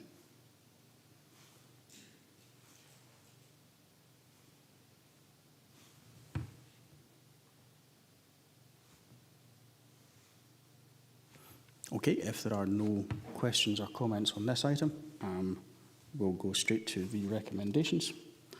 At 2.1, can we note the financial and physical progress of projects within the property buildings asset class programme, which is currently forecast to spend 3.865 million from the original allocation of 3.865 million as approved on 15th June 2021 by this committee.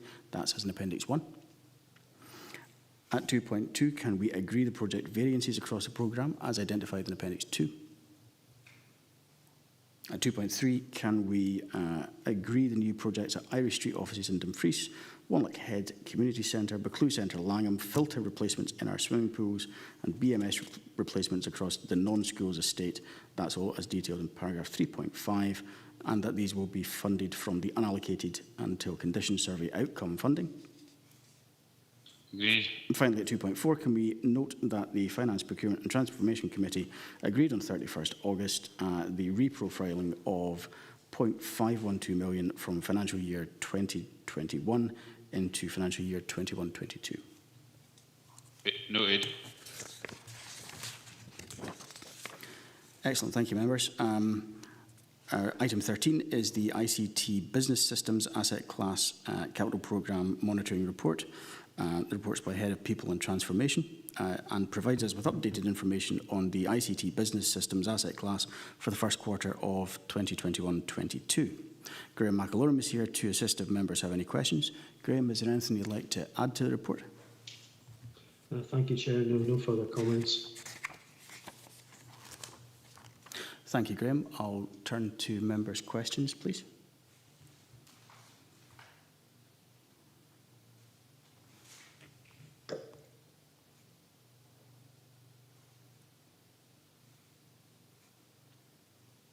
Okay, if we have no questions on that item, can we note the physical and financial progress of projects as at 30th June 2021 within the ICT Business System Asset Class Programme, which is currently forecast to utilise its full allocation as reflected in the appendix? Okay, thanks, members. Thank you, Graham. Item 14 is any other business. I have not been notified of any urgent business. Item 15 is invites us to agree to adopt a resolution to exclude the public from the meeting in terms of Section 50A brackets 4 of paragraph 9 of Part 1 of Schedule 7A of the Local Government Scotland Act 1973. Do we agree to that resolution, members?